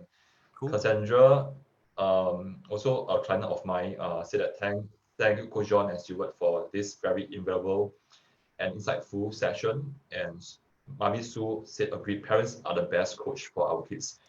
Yeah. So before I end off, actually, to me, Stuart is like my teacher, and whenever I need help, I will just WhatsApp him for help. Yeah. I think the reason why I'm doing this again, I think I've repeated many times. Yeah, it's because I want to bring good teachers to the front to help parents. And in fact, for parents like myself, we are always growing, learning new stuff, and sometimes we will get stuck as a parent ourselves. So when you are stuck, make sure that you are growing too, you are being elevated, not just in terms of knowledge, also in terms of your well-being and also your skill sets in how you parent your own child. Yeah, so I know that Stuart has many programs and he can do 1,001 things. Yeah, NLP training, corporate training, what else? On nutrition, exercise, can do push-up if you want, can do with him. Yeah, but I think maybe may lose him. Yeah, and it's all okay. All these are not planned for. I just think that Stuart is a very good teacher, and if you are in corporate and you are in charge of HR or corporate, you can go to stuarttan.com, right? stuarttan.com Yep. to look for him. Parents, a disclaimer: I don't get anything out of it. I don't get a commission. It's just if he can want to give me, can. Yeah, yeah. But what I want to say is just to put one of even my best teacher out there so that you can have access to him. Yeah. So go to stuarttan.com if you have any plans for executive training or corporate training. Very highly sought after, so better book him in advance. And this is the truth. This is the truth. This is not a scarcity, right? Yeah. Thank you very much for that. I just Yeah. wanted to put a quick link in the chat for you to share as well. Sure, I'll post it in now. This is the redirect to the page. Once you, because I promised to deliver a summary of the top 10 tips. Sure. And after we've discussed, I'll probably add a little bit more. So if you Yes. just register yourself, I'll also prepare the MP3 in case those of you who want to use some forms of guided meditation. I'll craft one out for you. Yeah. I might actually, I actually probably have one that's suitable even right now, but Sure. just want to make it relevant to you guys. So go there. I'll do my best to support it. There's no cost to this at all, to you, that is. But yeah, give me a day or two to set everything up. The page right now is a little bit blank because I was spending just like half an hour beforehand just setting it up. But once everything is, all your information is there, I'll blast it out to you guys by tomorrow. All right. So I will, and if anyone's watching the recording for this, you would have already got it set up. So you can just go back to this link. Right. So John, thanks very much for your invitation. And for parents, hang in there.